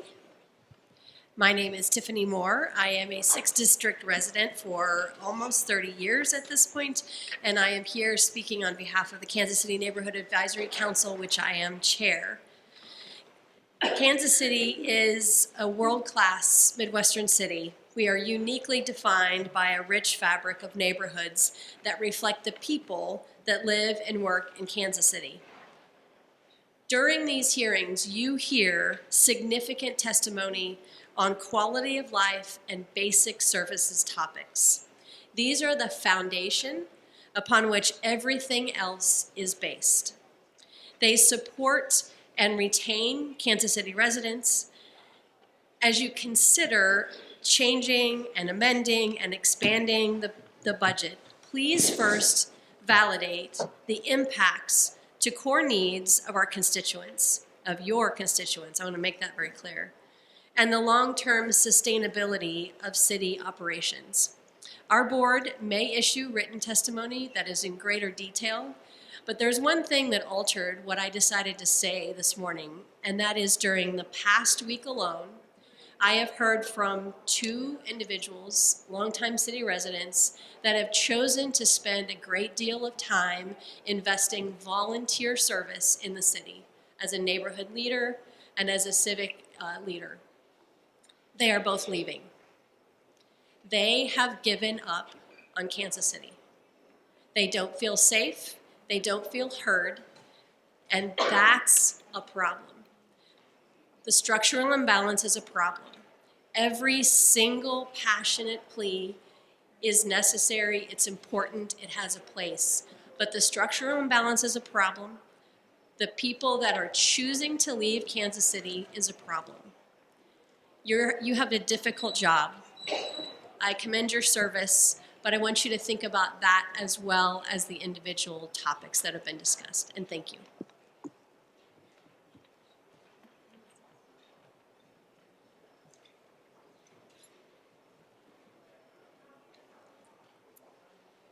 Hi, my name is Brianna Pollitt, and I currently work for University Health Kansas City and government relations.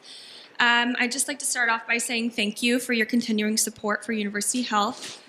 Because of the uncertainty at the federal level with the potential Medicaid cuts, health levy dollars are more important now than ever. Because of health levy dollars, University Health was able to provide crucial medical services to over 7,000 unduplicated Kansas City Mo patients last fiscal year. Also, as the only Missouri designated trauma center in Kansas City, UH's emergency room is the premier trauma hospital in the region, as well as the city's designated emergency response center, providing care to 1,700 trauma patients last fiscal year. Health levy dollars indirectly support over 3,000 behavioral health crisis encounters in the births of half of the babies born in Kansas City. It indirectly supports hundreds of encounters by our homeless outreach team and the most robust housing program of any hospital in the state. It indirectly supports the city's only standalone substance use disorder clinic and maternal health substance use disorder program. And it indirectly supports trauma-informed care for KC Mo's first responders and the thousands of patients served by our vast interpreter services. It is vital we have your enhanced support so we are able to continue to take care of the city's most vulnerable patients and underserved communities. Medicaid makes up 40% of our payer mix. With Medicaid funding on the chopping block at the federal level, potentially health levy dollars are crucial to keep UH, is a crucial part of UH's survival. So we just ask that you continue to support us, and we thank you for your continued support.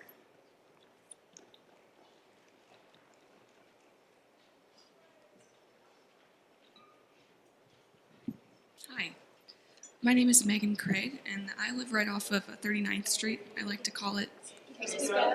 Sorry, I'm very quiet. I live off of 39th Street. I-39 is what I like to call it sometimes, right between Troost and Gillum. Last weekend, I was able to learn about the history of redlining, too, through our Kansas City Public Library system with the speaker, Donna Ray Pearson.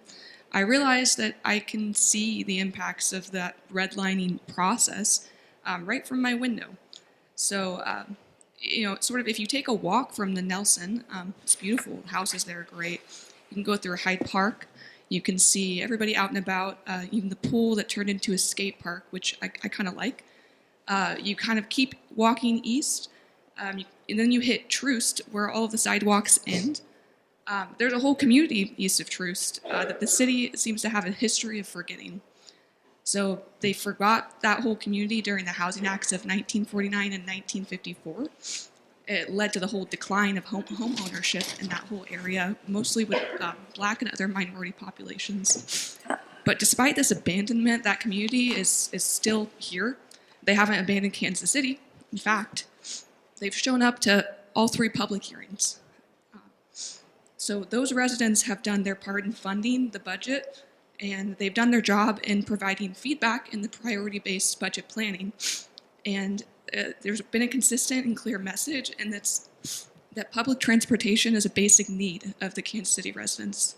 So they've done their part, they've done their job, and now they really need you guys to do your job, which is figure out a way to fund the bus routes that your residents rely on.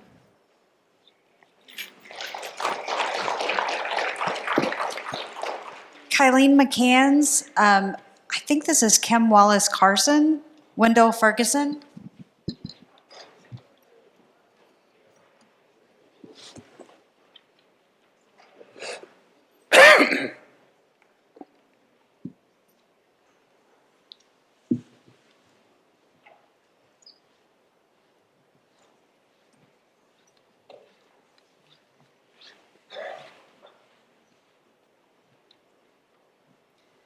Hello, my name is Kylene McCanns. Professionally, I'm a patient advocate. I'm also a student in the Masters of Social Work program at the University of Missouri, Kansas City, and a homeowner in Pendleton Heights in the 3rd District in the historic Northeast. I also have experience working with houseless folks around the country, and I'm here to speak about houselessness in our city. I appreciate the council's efforts and budget allocated to Zero KC and cleaning up encampments. No one, including myself, wants an encampment in their neighborhood. But we need more services to help the people in these situations instead of continually relocating houseless folks around the city, taking the only things they own in the process. We need long-term solutions. Houselessness is solvable, and we have the research to support the best interventions with low-barrier housing and housing-first models.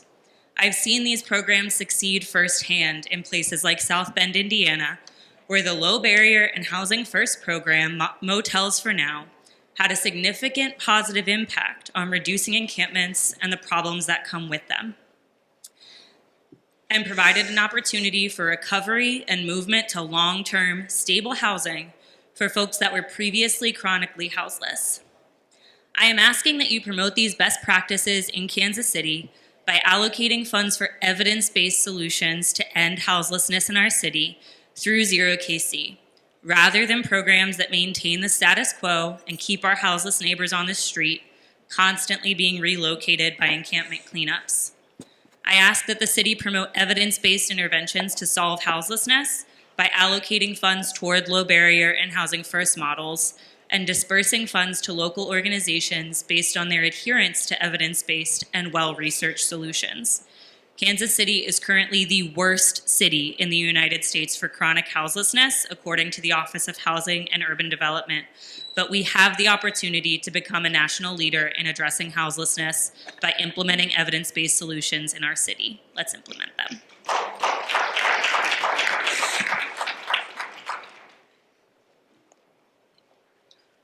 Good morning. I regret that I have to be here this morning to talk to you about animal control in Kansas City. My name is Kim Wallace Carlson. I am a 3rd District resident, and I'm a board member of the Beacon Hill McFeeders Community Council. In 2022, my dog and I were attacked walking through our neighborhood that we share with City Manager Brian Platt and with Councilmember Melissa Robinson. We were attacked, my dog was bitten, and I called animal control and got zero help.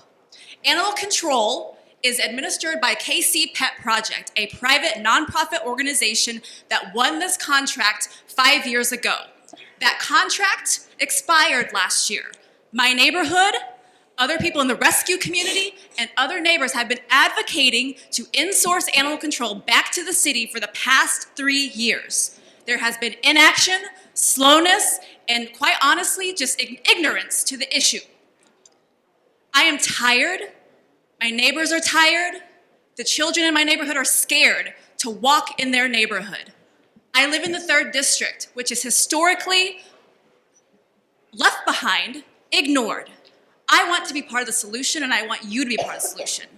Melissa Patterson Hasley has come to our neighborhood meetings. She has listened to us. She has asked for data. I will give you some data right now. Please write down this number, 072 49140. That is the case number for my dog attack. On the animal control website, it says that you can see my case number after 30 days. We were attacked in December 2022. That case number and file has never been available. I'm asking the city to take back animal control, to increase transparency, fix the technological impacts, and protect this community. We are tired. This is scary. I shouldn't have to be here to talk about loose dogs. I care about the bus system and my neighborhoods, but here I am, 3 years later. Please make the change.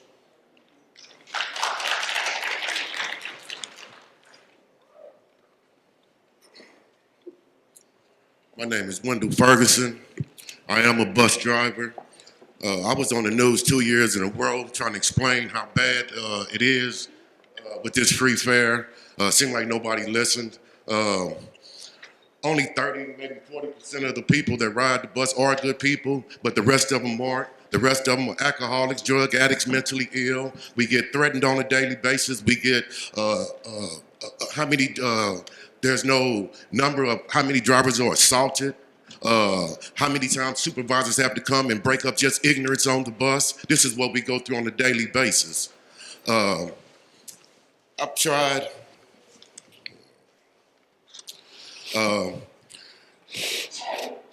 It's kind of a slap in the face for all that we've done for this city. We went through the pandemic. We took the essential workers to work. We didn't get hazard pay. We got COVID, almost all of us. We never complained. We never complained once. We didn't get no price of living raise last year. We never complained. And the problem is the audacity that y'all saying y'all don't need us anymore. It's like y'all trash and throwing us out. That's how we feel now. We done everything for this city. We've been 10 toes deep for this city. And it seems like y'all throwing us out. And the reason I'm so passionate is because somebody pulled a gun on me on the bus. And my daughter, I told my daughter and I watched her cry to tell her that somebody pulled a gun on me just doing my job. Y'all sugarcoating the numbers of everything that's going on the bus because you're trying to keep this free fare going.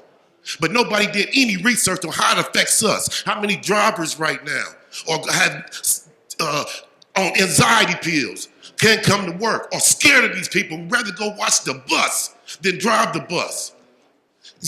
And now you're saying y'all don't need us anymore. Y'all throwing us like like trash. It's very disrespectful. We done everything we could for this city and we're still here. Lisa Miller, Jacob Wagner, and Amy Tonyas. Tony?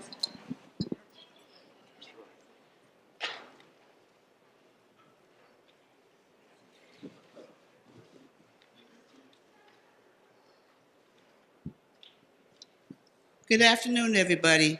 My name is Lisa Miller, and I'm a leader with Stand Up KC and Missouri Workers Center, and I've lived in Kansas City for about 20 years.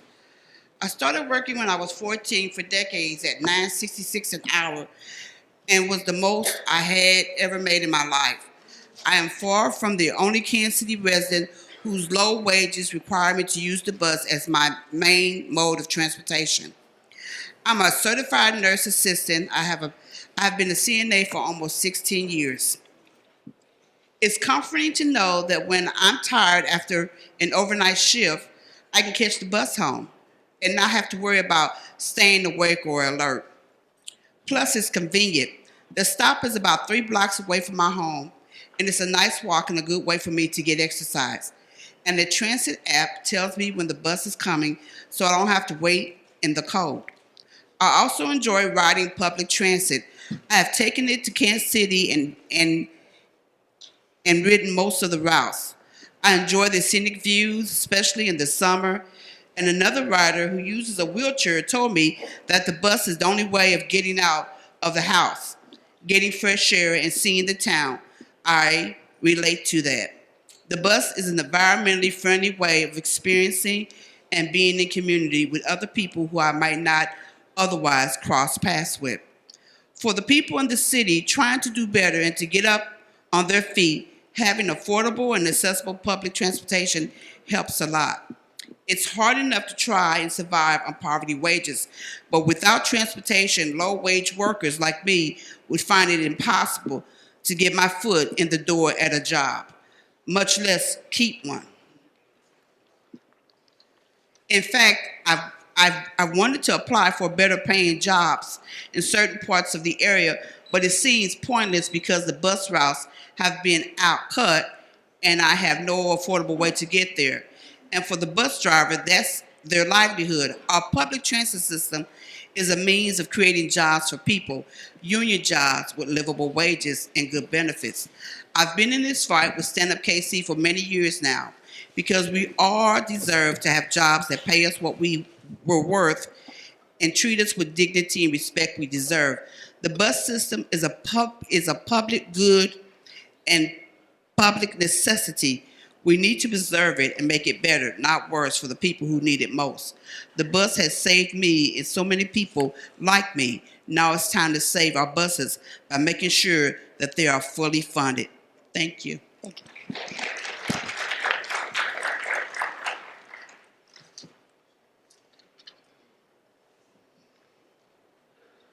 Jacob Wagner, I'm here today on behalf of Creative City KC. Thank you all for City Council for your work on the budget. I just want to encourage continuing support for Kansas City's membership in the UNESCO Creative Cities Network. We're the first and only UNESCO City of Music in the United States. Our membership is something that we've earned because of our legacy of public leadership in terms of climate action, sustainable economic development, and citizen diplomacy. Citizen diplomacy is absolutely critical right now as we look at all the conflict, war, and uncertainty around the world. It's clear we cannot rely on Washington, D.C. alone to represent our interests around the world. We have to work directly with mayors and city councils and other creatives around the world to address the challenges that our cities and other cities face. We must continue to show up and work on building a culture of peace at home and abroad. This is all about investing in our local economy. Music produces a return on investment. Music continues to grow every year, 5% annual growth in terms of U.S. employment over the last 3 years, projected for another 18% growth in the next 4 years. Kansas City needs to get our fair share of that growth. Local business, it's a time for us to get ready for the World Cup. Musicians are entrepreneurs, music venues are locally owned. We need to continue to invest and get ready. Thank you so much for having language translation today. It is absolutely critical that we normalize everyone being included. Muchísimas gracias. También me gustaría agradecer a la Oficina del Acceso Lingüístico. Thank you.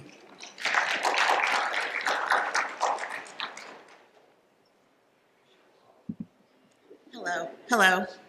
Can you hear me? My name is Amy Tanyas. I'm a resident of the 6th District. Today I want to share my experience of lack of enforcement by Kansas City Pet Project. On May 27th, 2023, my dog was brutally attacked by an off-leash dog in our neighborhood.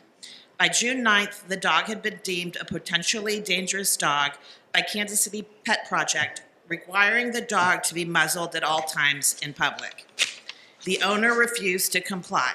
For 8 months, August of 2023 through April of 2024, myself and other neighbors filed reports and photographic evidence of the dog without a muzzle in public to Kansas City Pet Project.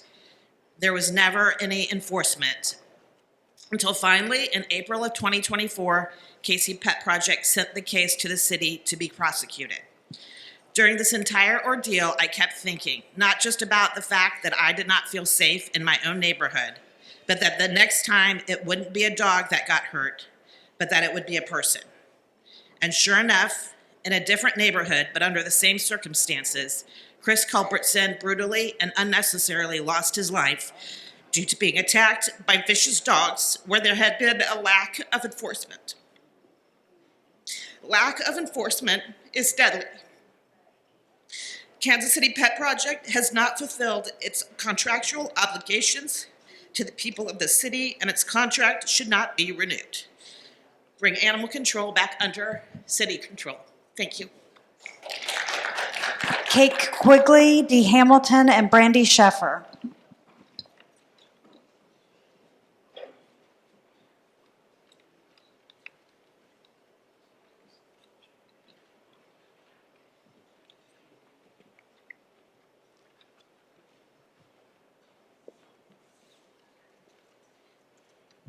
Good morning. Can you hear me? Okay, good. My name is Kate Quigley, and I am the director of Chain of Hope.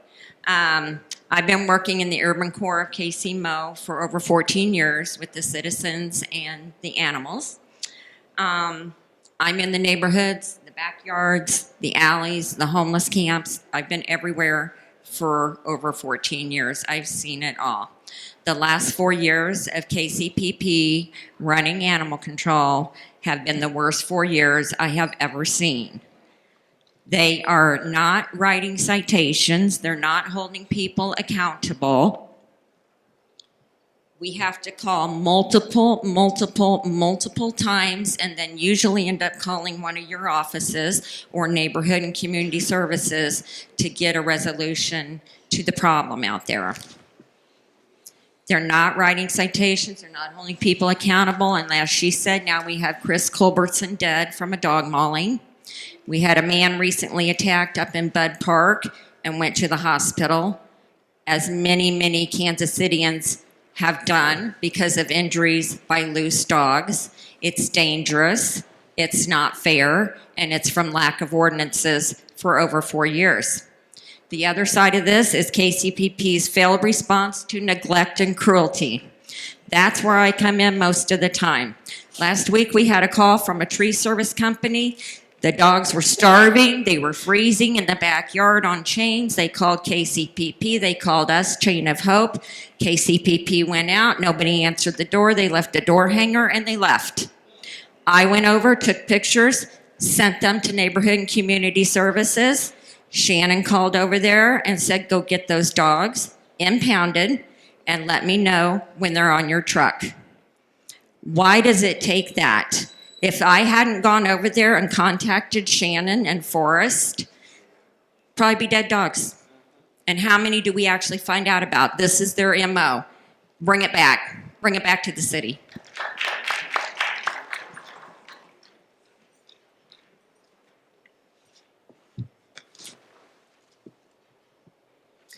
Hello, my name is Brandy Sheffer, and I'm also here to urge you to take back animal services. We all know that KCPP has been a complete failure. I'm actually a big-time volunteer at Kansas City Pet Project. I also volunteer with KC Trappers because Kansas City Pet Project doesn't pick up the strays, so we have to do that as a private organization also.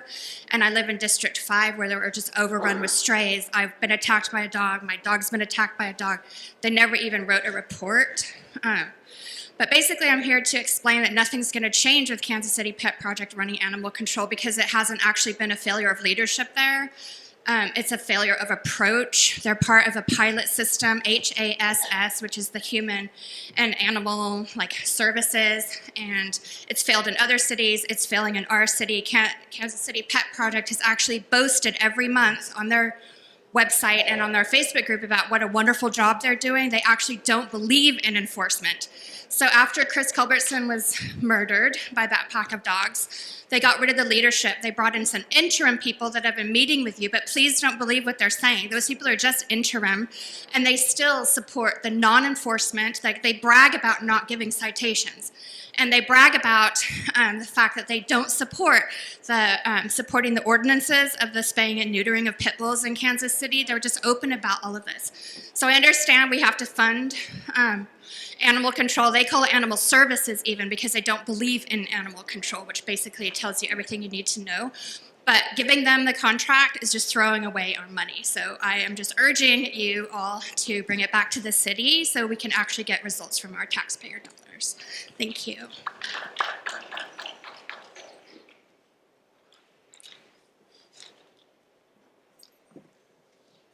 Hi, my name is Darlene Guess. I'm with Town Fork Creek Neighborhood Association. Dee Hamilton had to leave, so I'm speaking in her stead.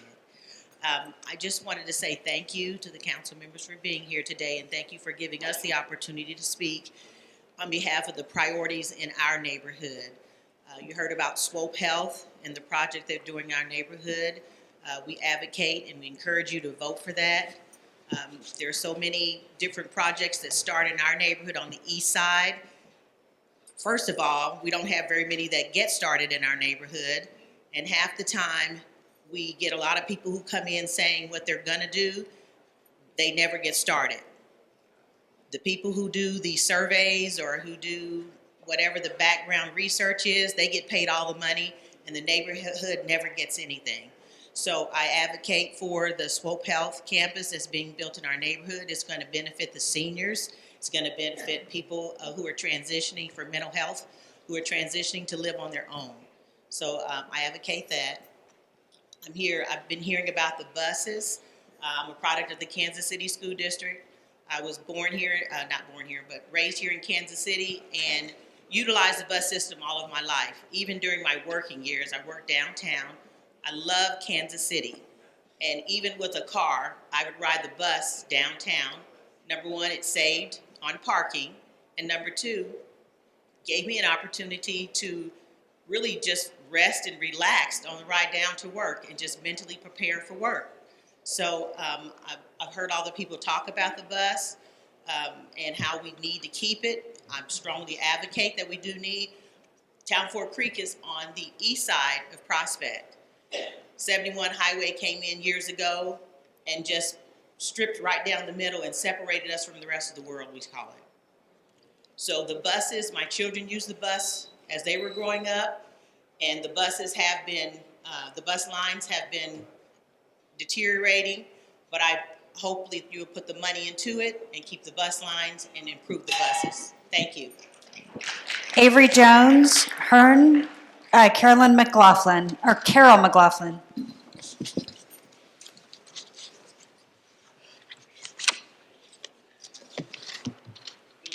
Oh, so you're going third. I'll hand it to you.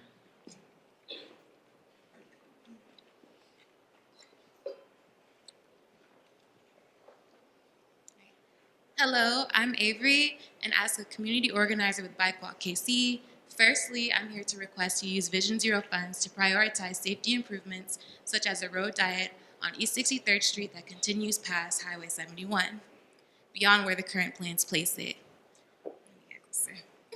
Beyond the pedestrian death and near death in the fall, the past few months I've heard so many stories of people living there, some of whom have already lost loved ones to traffic violence on high injury streets in predominantly Black neighborhoods, express frustration. Frustration with the fact they cannot send their children to walk to Southeast High School or Hogan Middle or the community center or the library that are right within their neighborhood.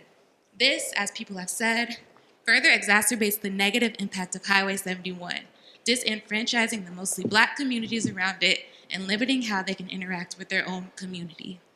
Adding pedestrian islands, school zone speed signs, a 300K project is a first step in restoring the community connection. Swope Parkway Elmwood, South Fork Town Creek, East Meyer, and Blue Hills neighborhood associations have all expressed their desire for this. Bending down. And speaking of community connection, as a bus rider who interviewed several other bus riders this year, connection would be more achieved if bus infrastructure were prioritized as the vital source it is. I had people of all types tell me it is a lifeline for them, their families, and that when lines are cut, it completely changes their lives for the worse. And that is the same for me. I get everywhere with the bus or Uber, and if I don't have that source, I don't know if I can stay in Kansas City. Lastly, as an organizer with Decarcerate KC, I have to point out that spending exorbitant amounts on policing community rather than connecting it is very telling of how we value lives and whose lives we value. So I hope that we choose better this year. Sorry, I'm out of breath. But thank you.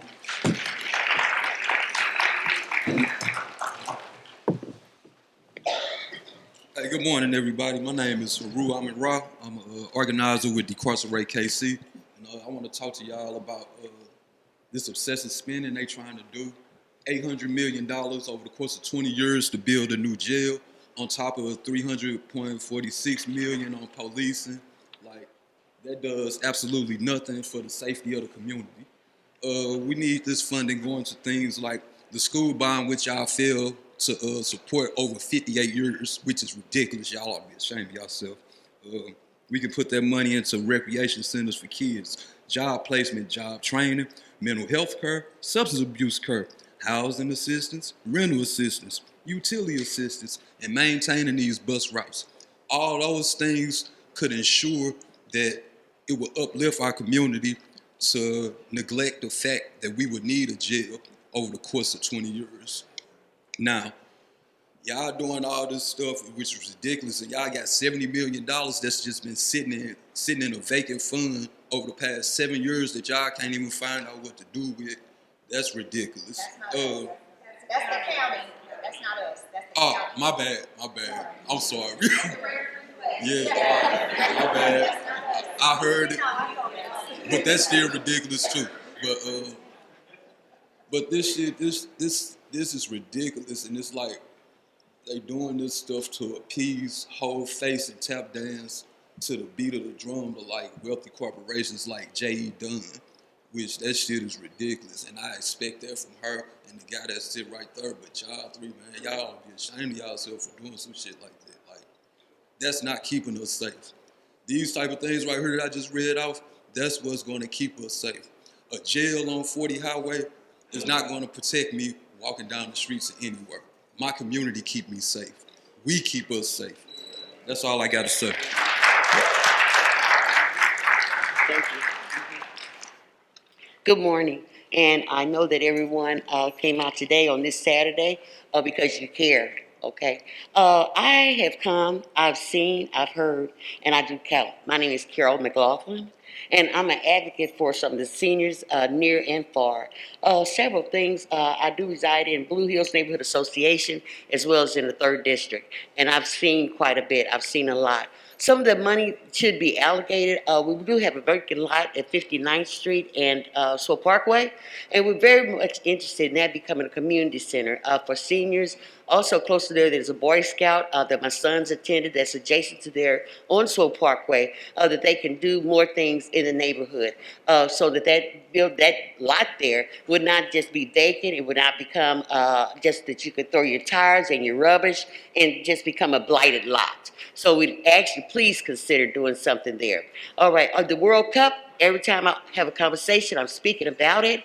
And so people out of town, they do know about it. But, I mean, get some more beautification. You know, first of all, but it is high on the agenda, and get these potholes fixed. Because I would hate for the travelers to come in and they get lost because some of these potholes are so large, you know, they will definitely come up missing because I almost did. Okay? And I thank God I almost did that. My grandchildren were close by that they could save me. Also then, I'm thinking about then as far as those disabled.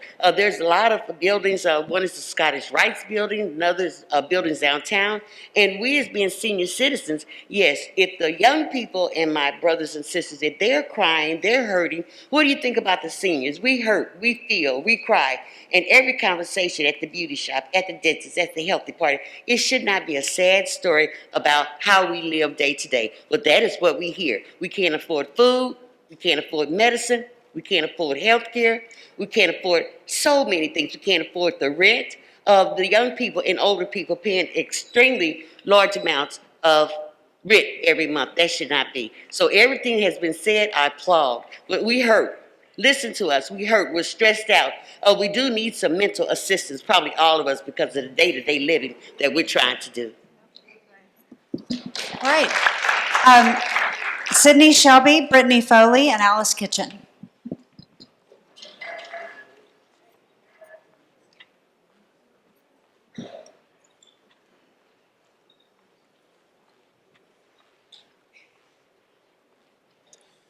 Good morning. My name is Sydney Shelby, and I am a Sunrise Movement leader, conservationist with Kansas City Parks and Recreation, and a bus rider residing in Northeast Kansas City, Pendleton Heights. Kansas City is making a decision that does not dignify lives of our people. It is upsetting that jails and militarized police are being invested in instead of the lives and daily habits of commuting workers and many other reasons that make up a bus rider. We need to invest in our people. The bus has been there for me when I lived in Northeast Kansas City and had to get to Lee Summit for my lab career when I was in nursing school, when I worked in Overland Park to work in a photo lab developing film. When I would return to Blue Springs to see my mother and sisters, I always felt thankful that I could go to the library, grocery store, have access to medicine, health care, a food pantry, and to get to church and third spaces that build community. I was able to attend college and get a degree with assistance of free buses. I have felt blessed that I am not scrambling for change each time I enter the bus and using my earned money or oftentimes the last of it. I use the 18 Indiana that takes me to Kansas City Parks and Recreation's greenhouse and Swope Parkway from Northeast. After I have biked to get to my line in 18th and past Truman. I do not want to have to pay to get to and from work and grocery stores in between. I do not want my line to be at risk for being removed either. We need our city to rethink the budget and include everyone in sharing this community carpool so we stay happy and healthy. Do what is right. Do not put the burden on riders. The city's most vulnerable in being hurt by these unfair cuts is us bus riders. Thank you.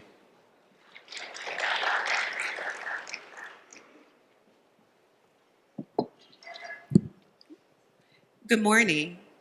My name is Brittany Foley. I am a Blue Hills board member and proud resident. I'm a community health worker, social work student, and a candidate for the 5th District School Board in Kansas City. I'm here to advocate for the support of $4 million to invest in the Swope Community Health Village. Neighborhoods like mine in Blue Hills, we need a place where we can gather, share resources with each other and other organizations, host meetings, and to bring our young people and our seniors together. Neighborhoods in the South are often forgotten about, while there's neighborhoods in the North that get a wide variety of resources in something like this. If you guys support this, you're supporting not just a building, but a place where our young people can have community. Our seniors can come, collaborate, get health services, and for those who are unhoused to be able to get on their streets, get on their feet. This is something that is needed in the 5th District. And for the buses, Blue Hills is a large neighborhood association. We stretch from the 5th even to the 3rd. A lot of our students, a lot of our seniors and families use these bus systems to get to and from work. And frankly, a lot of us need these bus systems because we're just a paycheck away from losing our homes and losing our jobs. It's essential. If you cut 15 of these lines, we will not be able to get our kids to school. We won't be able to go to our health appointments. We are further marginalized in our neighborhood. Just a few of our 5th District meetings ago, they talked about how there were deadly car crashes in the 5th District. What do you think that number is going to be when you cut these bus lines, some of which that don't even have seats? In the end, I urge you guys to focus putting your funding to the Swope Community Health Village and to fully fund our buses. We need to fund resources in our 5th District, in our neighborhoods, and not hurtful things like a jail that will put and throw people away.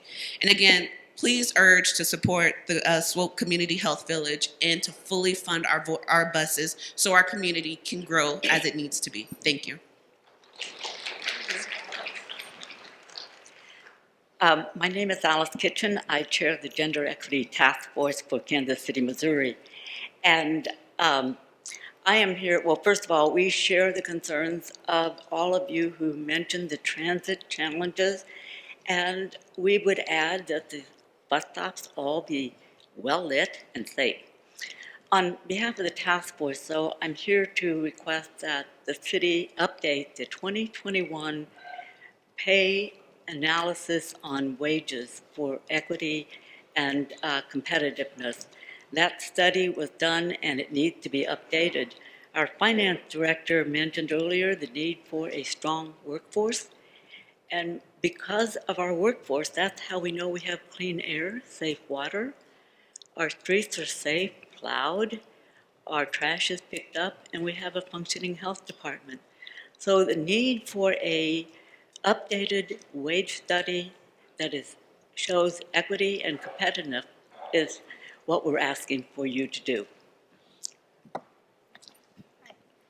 Jimmy Fitzner, Ezzie Redwood, and Becca Craig.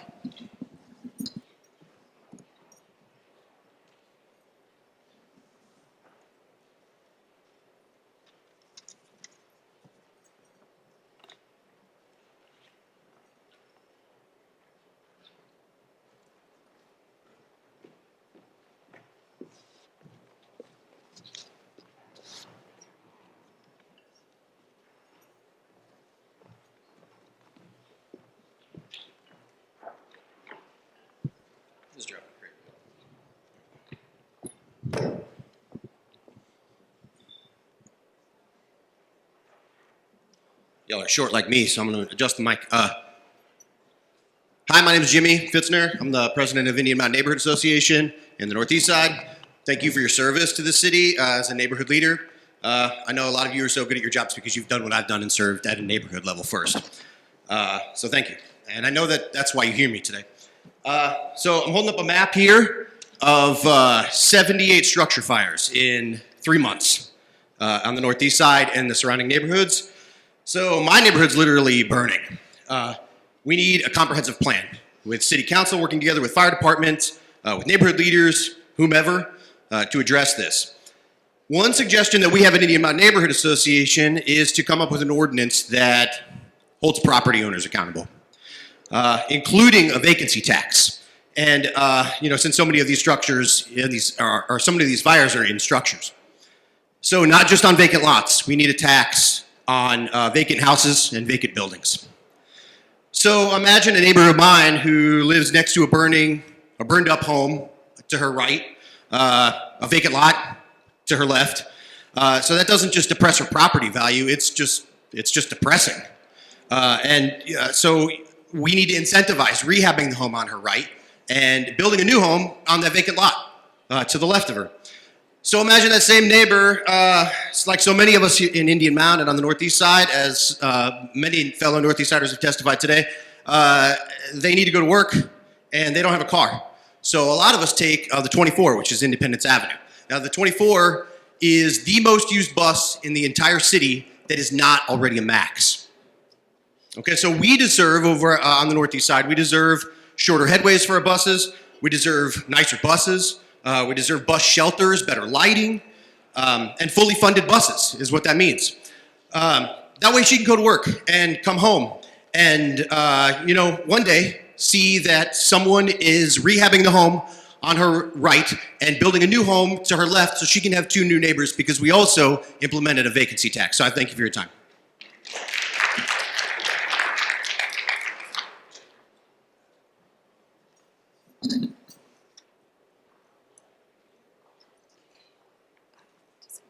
Hello, my name is Becca Craig, and I'm a resident of the 6th District, and I'm here today to talk about animal control and insourcing it back to the city. I wanted to thank the council people that are here, that are still here, because there's so many empty seats that are not here to hear the message and to hear me speak for the animals that cannot speak for themselves.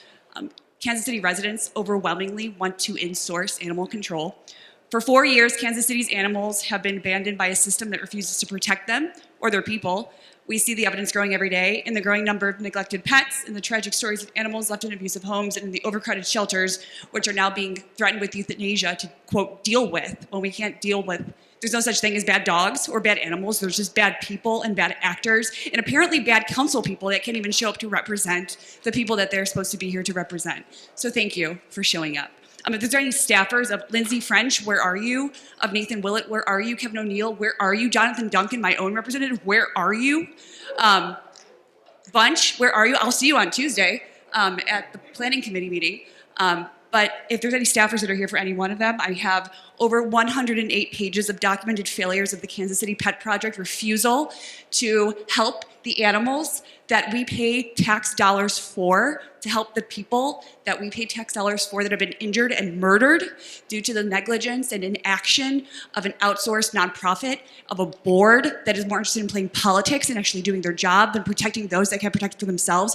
I can't even imagine the amount of animals that are outside today, that have been outside for months, chained to trees, to fences, that are starving, defenseless, and we do nothing. They can't even show up to hear or see their faces. So thank you.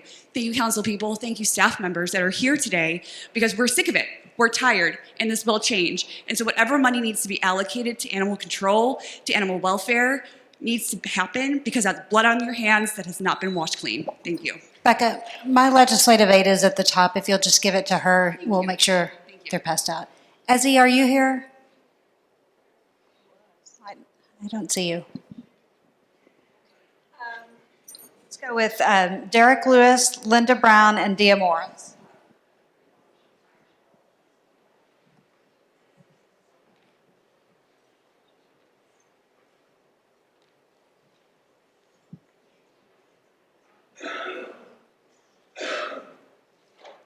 Good morning. Can you hear me? Yes. Good morning to all those that are on the stage. I'm here as Linda Brown for 5th District and Blue Hills Neighborhood Association. I'm past president and chairman of the board as of right now. Several things I got to get in. And one thing is East Kansas City is always the last on everything, and we need to be first on something. And one of the things I want to see happen is on 59th and Swope Park, the health center that's going to be going there. But it's not going to be about the health. It's going to be about helping a neighborhood have some place to have meetings, have some place that deals with mental health, resources, and just knowing that you care enough, you're putting something back into our community. And like Town Fork Creek and Blue Hills, we're side by side. And we support each other. But it's so much to do. We got to get this done. So please submit to this project. Other thing that's going on with the housing and healthy communities, the empowerment grant. I was here several years ago. We got it going. But we need to see it constantly increasing because it's helping all neighborhoods, not just one, but all neighborhoods. So it takes a lot of money. The bus system, y'all had already taken our buses off of 55th Street, and now you're continuing to remove buses. At some point, we have got to stop. And at some point, we got to take care of one another. And in order to do that, we got to support what does our community something good. Thank you.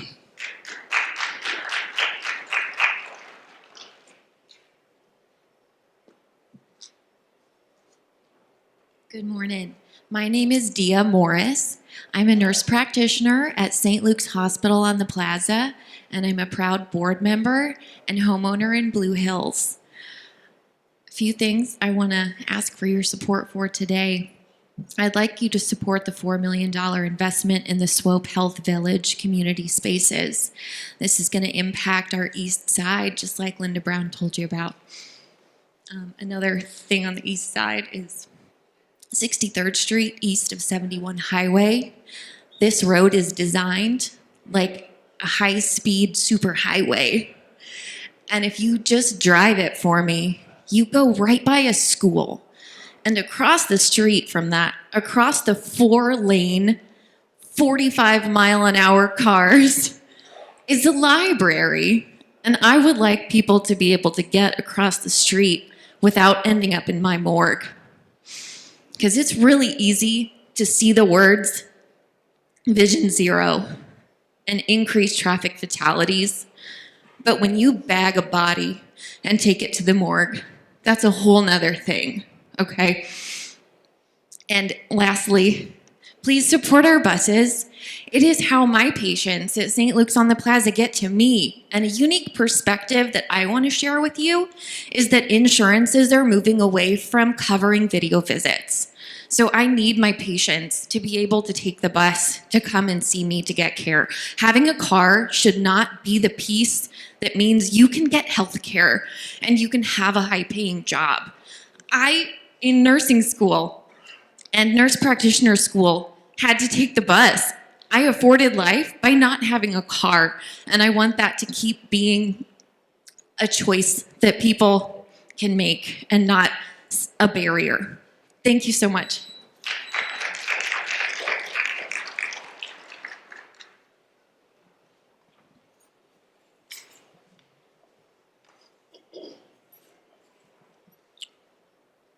Can you hear me? Okay. Speak up a little louder. Okay. My name is Derek. I'm from the 4th District. My community, Gladstone, we've already experienced our bus cuts when Gladstone decided to remove KCATA bus stops in 2023 in favor for Iris. I want to communicate that when I used Iris personally, they never would show up. The icon, the vehicle, it would be in the same place. I would check 5 minutes later, expecting them to show up, still not moving, so that they're not consistent. They're not reliable. Also, to echo my own personal experiences, Fox 4 KC 6 months ago released an article by Dave DeMarco talking about the frustrations that rideshare KC members experienced using Iris. There was one person who communicated that she would even go as far as making sure her drop-off time is 30 minutes to an hour before the start of her shift, and still she would be late, costing her 2 jobs. That does not sound reliable. I see you all watching us, nodding your heads like you're paying attention. I find it hard to believe that you truly do care for us. Why have we been talking about buses for a whole year with there being no action? It does not make any sense. Your priorities need to be different. It does not make any sense that we're here a year plus speaking about buses. It does not make any sense, because that means one thing to me, that means that you as individuals have other priorities, and it's not us. That needs to change, because do you want us to continue to suffer? Do you want us to suffer more? I see you.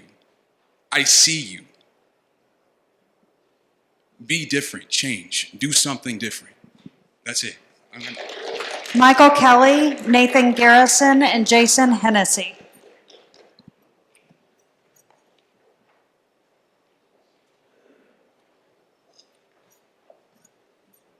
Good morning. Can you all hear me okay? Okay, great. I've been here before, but I wanted to reiterate some of our points. On behalf of Bike Walk KC, thank you to the City Council for funding an additional $4 million for Vision Zero. As several of you heard the first time I spoke, Missouri has seen a 16% increase in pedestrian fatalities compared to last year, and that largely falls in places like Kansas City. So that increased Vision Zero funding means that we can have better sidewalks, better trails, better neighborhood improvements that make it safer for people to walk and get to where they need to go. Before I get to the transit piece, I just wanted to say that and ask the council to please don't take from Vision Zero to increase funding for transit. Many of the people who are transit riders, and if you want to raise your hand, you can, are people who also walk and bike to get to their transit stops. And so when we take from one source to try to fund another source, that oftentimes makes the system overall for non-drivers less safe. So please increase funding for transit, but don't do it at the expense of Vision Zero. So what I'll say really quick from the transit piece is serving as vice chair for the Climate Protection Steering Committee. In the Climate Protection and Resiliency Plan, M3 on page 28 talks specifically about increasing and supporting transit access and mobility hubs.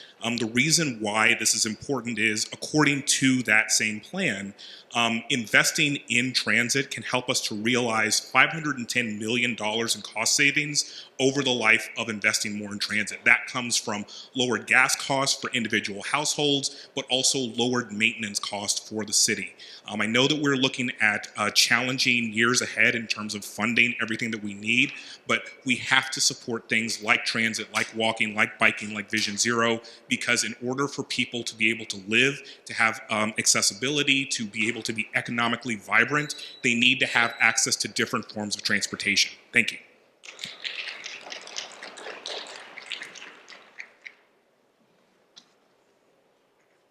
Hello, I'm Nathan Garrison, and I'm from South Kansas City off Holmes Road. Between speaking at the first budget meeting and this one, I took the time to review the KC Spirit Playbook, which I've kind of wrote my notes on the back of. For anyone that hasn't seen this before, it's a guide that the city has put together and approved for the next 20 years of what our objectives, goals, and visions are. I actually really like this guide, and I believe that it really reflects the people of Kansas City. It talks about making sure citizens have a clean and beautiful city with parks and trails. It talks about strong and accessible neighborhoods. It talks about access to jobs. None of this would be possible without a well-funded transit system. This isn't just my opinion, though. The playbook itself talks about this, and I have a little section here from it that goes into this. from the citywide goal Connected City, limited investment in public transit and increasing sprawl in the region has made getting around Kansas City increasingly difficult for people without access to a personal vehicle. This disparity in access to the region's opportunities creates a major equity issue. The city must continue to improve multimodal mobility and safety for people walking, biking, and using public transit. That objective can only be met with a fully funded transit system. This playbook was adopted by the City Council on the 23rd of April in 2023. Have its objectives been forgot in 2 short years? Not only has the city stated its importance, but it also has listed metrics of success to see if the city is headed in the right direction. Those include an increase in access to public transit within a half-mile radius for residents that lack it, and transit funding per capita increase. Failure to meet these metrics is not just a note to be made in a city meeting, but it's a failure to provide access to jobs, food, and shelter. I'd like to ask the City Council members, especially those who chose not to attend today, to take a look at these metrics of success adopted by the Council on April 23rd of 2023 and tell us whether or not you think the budget helps meet these goals. Thank you.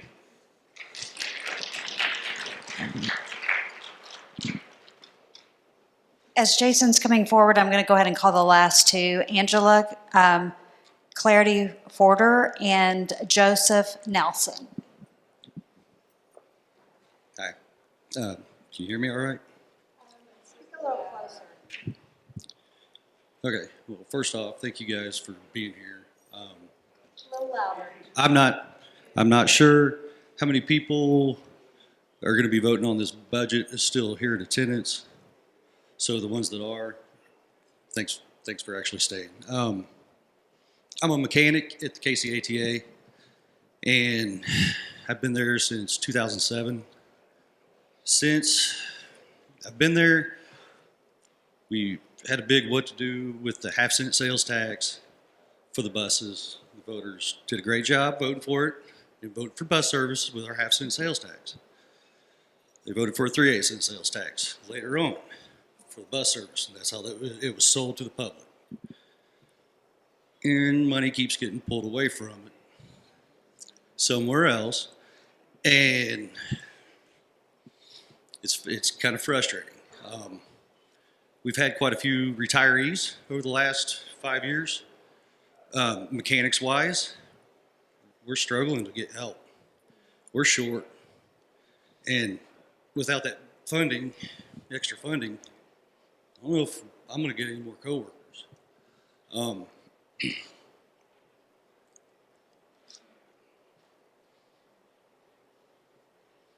Anyway, thanks for your time.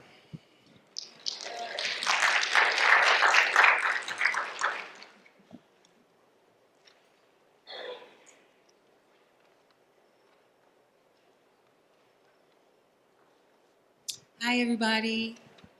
My name is Angela Clarity Forder, and I am here representing Hickman Mills United Neighborhoods. We are in the 5th District, Southeast Kansas City. We also are united with Ruskin.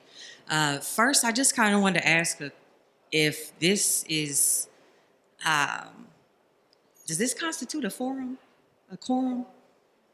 So it's not official? Yeah, they don't have to have a quorum for it. Okay, just checking. I just wanted to point out that there's nobody here. But there's a lot of us here still.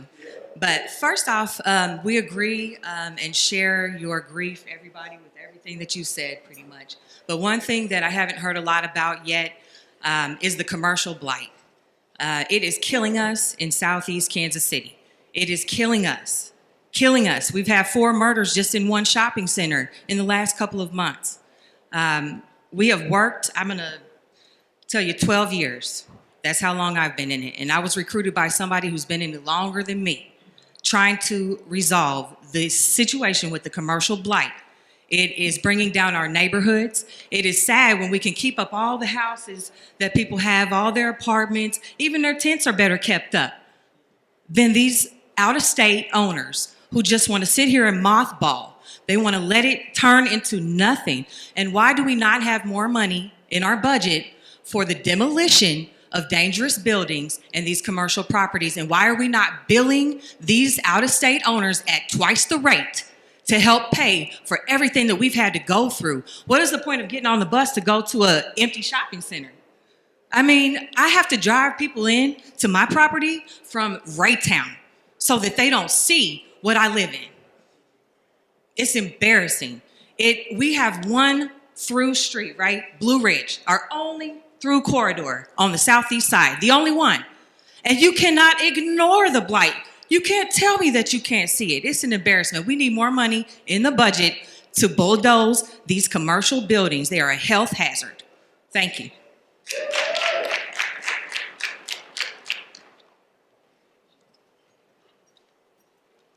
Hi. Hello. I'm Taylor Main. I'm also with her, Hickman Mills United. I'd like to echo the bus funding sentiments. The benefits to public health and public safety are well demonstrated. My passion project, I guess, is Bannister, a sidewalk on Bannister east of James A. Reed. It's a hazard. Bannister is Highway 8 east of James A. Reed. Doesn't matter what you call it. Along with that, Frida Markley has the oldest schoolhouse in the area, sitting there with a corner starting to fall off. I don't think the district has the resources to cover it.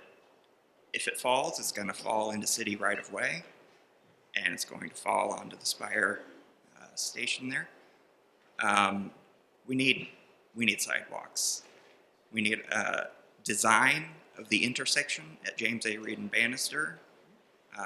We need the publishing of the study that was done for Bannister in 2021, as yet unpublished.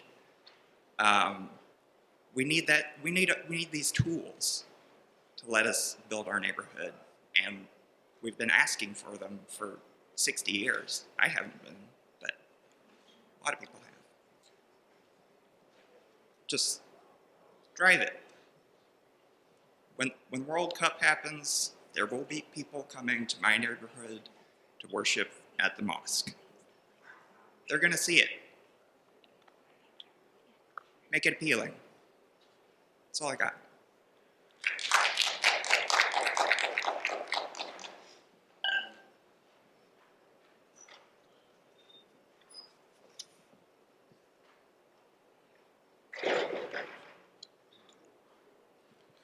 Good morning, Mayor Pro Tem, council members, and fellow residents. My name is Joe Nelson. I'd like to ask the council to consider teacher housing subsidies. There's an affordability crisis in our city and is driving educators away. In 2024, the average teacher could afford only 14% of the homes that were for sale within commuting distance of the schools. This is a sharp drop from almost 40% in 2019. In Kansas City, affordability declined by 8 percentage points over the same period. Implementing housing subsidies can help attract and retain quality teachers for all 15 public school districts within city limits, ensuring stability and improved student outcomes, particularly for hard-to-fill billets and hard-to-fill jobs, because you incur additional debt to get additional credentials to take those positions. Park rangers and public safety. Kansas City faces significant public safety challenges with a violent crime rate substantially higher than the national median. Parks should be safe spaces for families and youth, providing recreation opportunities that improve health and community engagement. Investing in park rangers deters crime, ensures safe access for children, and enhances overall quality of life for all residents. To my knowledge, the park ranger staffing is currently in the single digits, and there's currently 3 openings as of this morning. Note that park rangers are a law enforcement mechanism that is within the city's control, in stark contrast to KCPD, which is outside and controlled by the state. Universal pre-K. Early education yields substantial long-term benefits. Children who attend preschool are significantly more likely to graduate high school and attend college. Every dollar invested in universal pre-K generates $7 in future savings, reducing costs in remedial education and social services. And lastly, public transit expansion, and as mentioned many times, FIFA World Cup in 2026. So for every dollar invested in public transportation, you're getting $4 in economic returns. FIFA rated Kansas City 15th out of 16 cities for transportation when they did their evaluations. That alone should tell us that we should be investing, not cutting our public transportation. The state of Kansas and the state of Missouri invested a total of $14 million to aid in strengthening public transportation. And right now, the current plan is to lease 200 buses for a short term, for a short time frame. It makes more sense to invest at least some of that in a long-term investment for our city. Thank you. Thank you. That is the last of the testimony that I have on my sheet, or on the sheets. I just want to thank everyone for coming today. This wraps up 3 days of public testimony, 3 days of departmental budget hearings, and if I did a rough count, about 150 different testimonies. Some of you we've seen at 2 or 3 of them, but it shows the importance that you showed up at multiple of these public budget meetings. And I know I've taken notes. I know Mayor Pro Tem has taken notes because she sat by me at each of them. And I believe Assistant City Manager, I'm sorry. Yeah, they said that I didn't sign up, but they said at the end they would ask if anybody Okay, else I wanted to usually speak. do, but we're running out of time. Let me finish this up and I'll give you a moment to testify. But Assistant City Manager, I think she will send out to all of our colleagues a summary of the testimony. So we will make sure that those who aren't here knows that the number of that spoke on buses and the other categories that were mentioned today. So go ahead, if you will stand up. I usually do that, but we are running short on time, and since I haven't, so go ahead and give your testimony. Cool, thank you. My name is Hannah Oliver. I live in the 4th District near the Plaza, and I'm passionate about being and living in a city that's more walkable, better, better transit option, and less dependence on car ownership. Nowadays, I use my e-bike to get around a city, but I also use a bus. I used it when my girlfriend's car broke down and I couldn't drive to Lenexa. As a side note, I checked Iris and they couldn't do the route from the Plaza to Lenexa, but the bus did. Hearing about a new jail being built, it seems like something from a bizarro world and deja vu. It seems like the city decision makers care more about building things like jails versus maintaining our public goods. Building things versus maintaining things. Have you seen the bus stops out there? Broken glass, trash everywhere, benches and seatings being taken away. It looks like some of them have been hit by a bomb. It's embarrassing. After this hearing, decisions will be made, and I am asking and urging our leaders to choose and spend and invest in our community, in public transit, and the maintenance of it. Thank you. All right, thank you. All right, okay, come on, Kate. We have a speaker up here as well. Okay, all right, go ahead. Hi, I'm Kate Heinen. I'm a licensed clinical social worker. I've worked in gender violence prevention and community mental health for 17 years in the city. I'm a 6th district resident, and I work in the 5th district. And I just really want to say that with all of the programs that we have in the city, people can't get to them if the buses aren't running. The buses are already running slower. I had somebody on Thursday who's chronically on time, who was 45 minutes late because the buses were not running on time. They were running slower. If I have their medication that keeps their mental health in check, that's vital that they come see me, right? And so it's really, I want to keep in mind when we say funding buses, we're funding people. And it was beautiful to see that there's $8 million allocated to violence prevention, but those programs that are being funded won't matter if people can't get to them. So that's vitally important. And just so we don't suffer from a lack of imagination, if we invest in the buses, can we put social workers on the buses? Because that would really catch 2 butterflies with one net. Can we put community health workers on the buses? And just to be even more innovative, we are a UNESCO designated city of music. Can we have music on those buses? Thank you. Love it. Love it. My name is Laura Burkhalter, and I live and work in the 4th District, and I just want to make some unique points that haven't been brought up today. So, really quickly, I do want to thank you for continuing to fund the Neighborhood Empowerment Grant. That's very supportive of neighborhoods that often don't receive a lot of funding. I also want to bring up ways to look at other revenue streams, as we have a lot of needs, but we need to find other ways to bring in revenue. Would like to see more studies into parking benefit districts, especially in the urban core and downtown and midtown. And then also considering home ownership in the urban core and more support for infill and first-time home buyer resources. And then also I would like to just bring up that continuing to support Vision Zero. Really appreciate that. And also the support to get to buses and streetcar. So we've seen the success of Vision Zero, so continuing to support that is very important. And reminding everyone that not only is Kansas City kicking in for KCATA, but our surrounding neighboring communities also need to kick in to support KCATA. So thank you very much.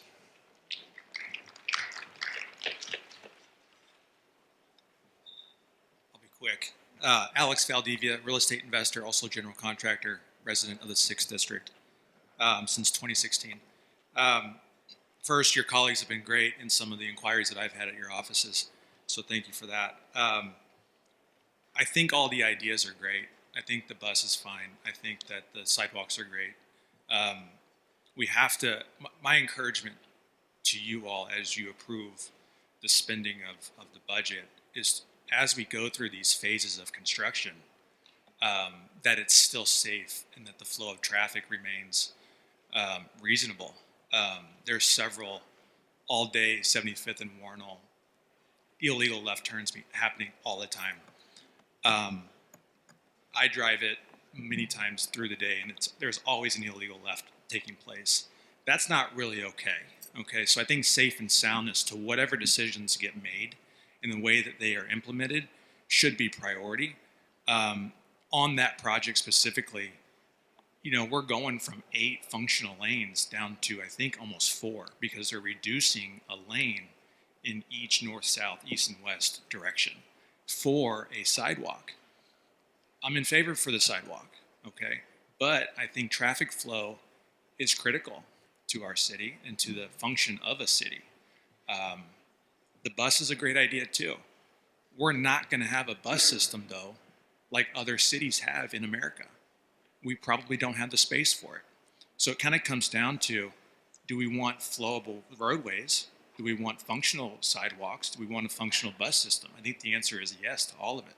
So I think my biggest takeaway here is, or message is, just please, as these projects are going and happening, that we think about the flow of traffic during the phase of construction, and really what is it doing to the flow of traffic post. If we're going to host a World Cup in 2 years, we want the flow of traffic to be pretty good during that time.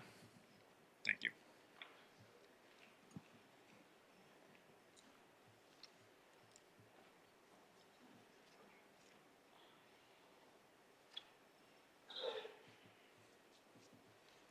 Hi, my name is Josie Kern, and I'm an affordable housing provider. I've owned rental properties in Kansas City for over 8 years, and then just during COVID, I began working with the voucher system.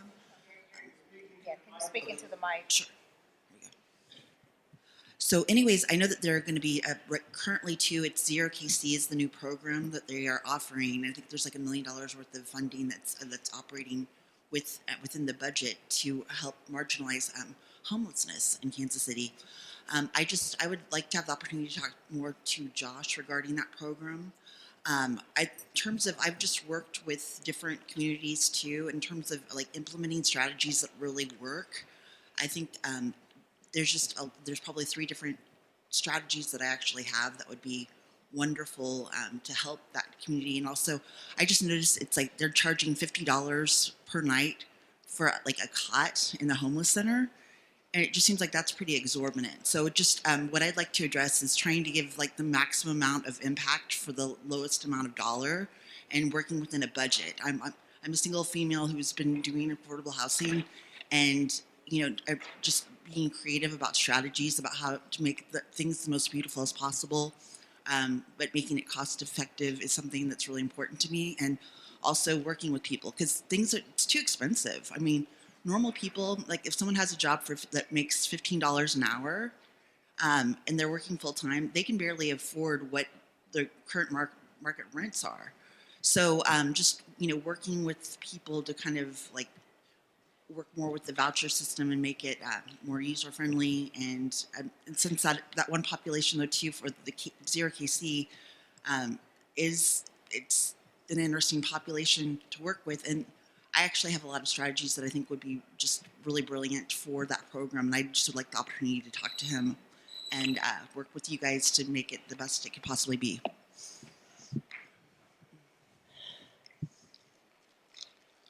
Hi, I know we're really short on time, and I want to apologize for that, but I do, you all know me. I'm Layla. I'm with Sunrise Movement.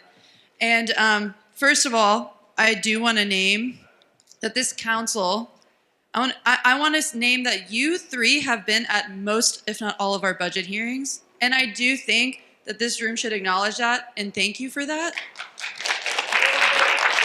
But it is really disappointing to me that so much, we are, 12, 13 members of this council, and they are not here.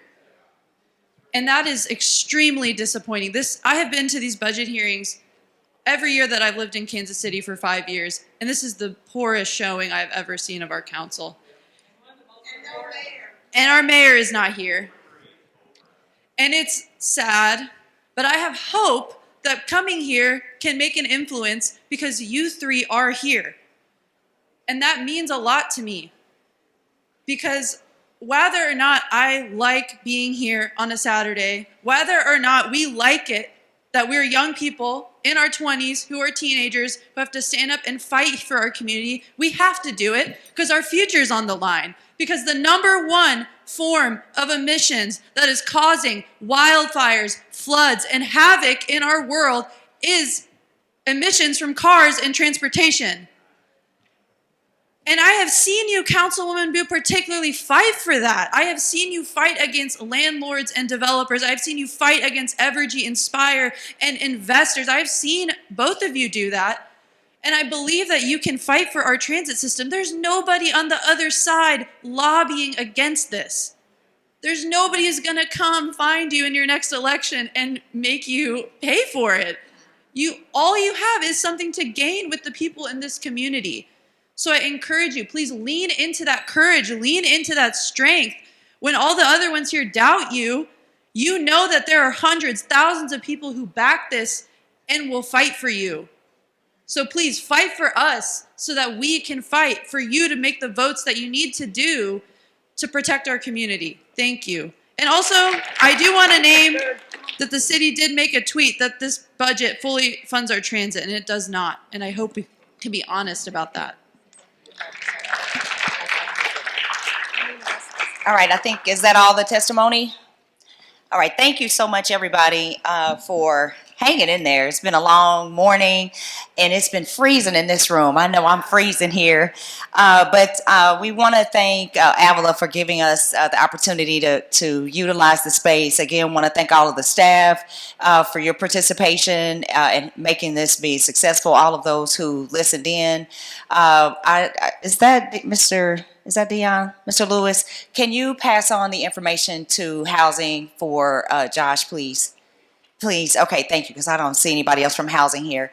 A lot of great comments, and I think we've all said every time that you know, you all didn't say anything that we wouldn't support. I mean, the things that you brought up, the things that you're advocating for are very reasonable things. We know that, unfortunately, with the balance, the budget, the structural imbalance, thank you, we know that we have some tough decisions to make.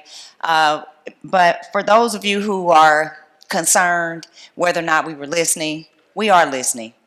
We're listening to everybody. I'll speak for myself. I'm listening to everybody. And unfortunately, there isn't enough money to go around, so we do have to make these tough decisions.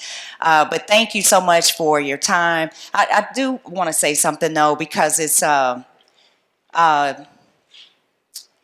see, I'm trying to choose my words here. It is concerning to me, our process. There's some challenges that I have with our process. Which is one of the reasons why I've been really advocating for us improving our public engagement process, because we have so many people that come out to this meeting after the budget has been rolled out, and the reality is that us council members actually don't see. We see it when you see it. We don't actually see it prior to now, to when it gets rolled out. And the thing that is frustrating to me is that I don't know that the community, that the public understands that the budget process truly starts in the summer and fall of the year before. And so it's, I would advise you to make sure that you engage when you see meeting notices that come out in the summer and fall the year prior, or like later this year. That's when they actually start putting the budget together for the next year. And it was evident to me that the community didn't necessarily understand that when we have our citywide business plan, that we had 25 people actually show up. I mean, they had sessions all over the city. I think they had 6 sessions. 25 people physically showed up in the room. We had a total of 70 that participated between in the room and online. But then we have all of these people that come and testify at the budget season, or, you know, once it's rolled out. And I want to encourage you to engage earlier, because it'll be easier for the staff to put everything in there. And it's actually easier for us as well, because we don't see it until it gets rolled out. Now, we're trying to change the process to ensure that public engagement and that we are communicating with you all, that the city staff are communicating with you all in a manner to make sure that you're aware of those things, which is why I just have to uplift our neighborhoods department, who worked for the last year doing all of this public engagement, trying to better understand how you all want to hear the information. We know not everybody's on their phones, not everybody has access to the internet, and so they have rolled out or have created a comprehensive plan for public engagement that the council will be hearing sometime within the next couple of months. But I just want to also say, if you all have any other suggestions on how we can better educate the community and engage you all, because I know you care. You wouldn't be sitting here for 4 hours. You wouldn't have come 3 times to this meeting if you didn't care about it.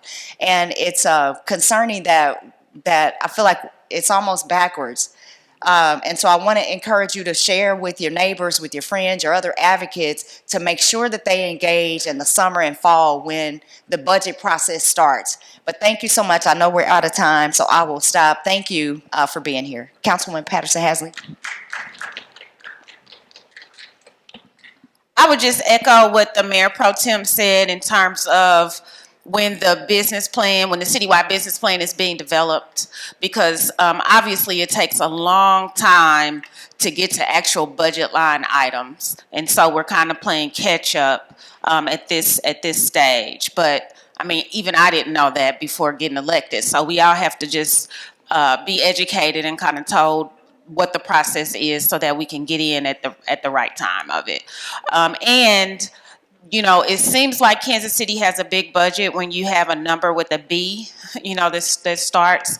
But we have a lot that we have to. There's a lot of competing interests. Just while I was sitting here, I got a few text messages about line items that people need in the budget as well. So we'll be making some pretty difficult decisions over the next few days. But again, your input is really critical because we wouldn't be able to make decisions without hearing what are priorities of yours.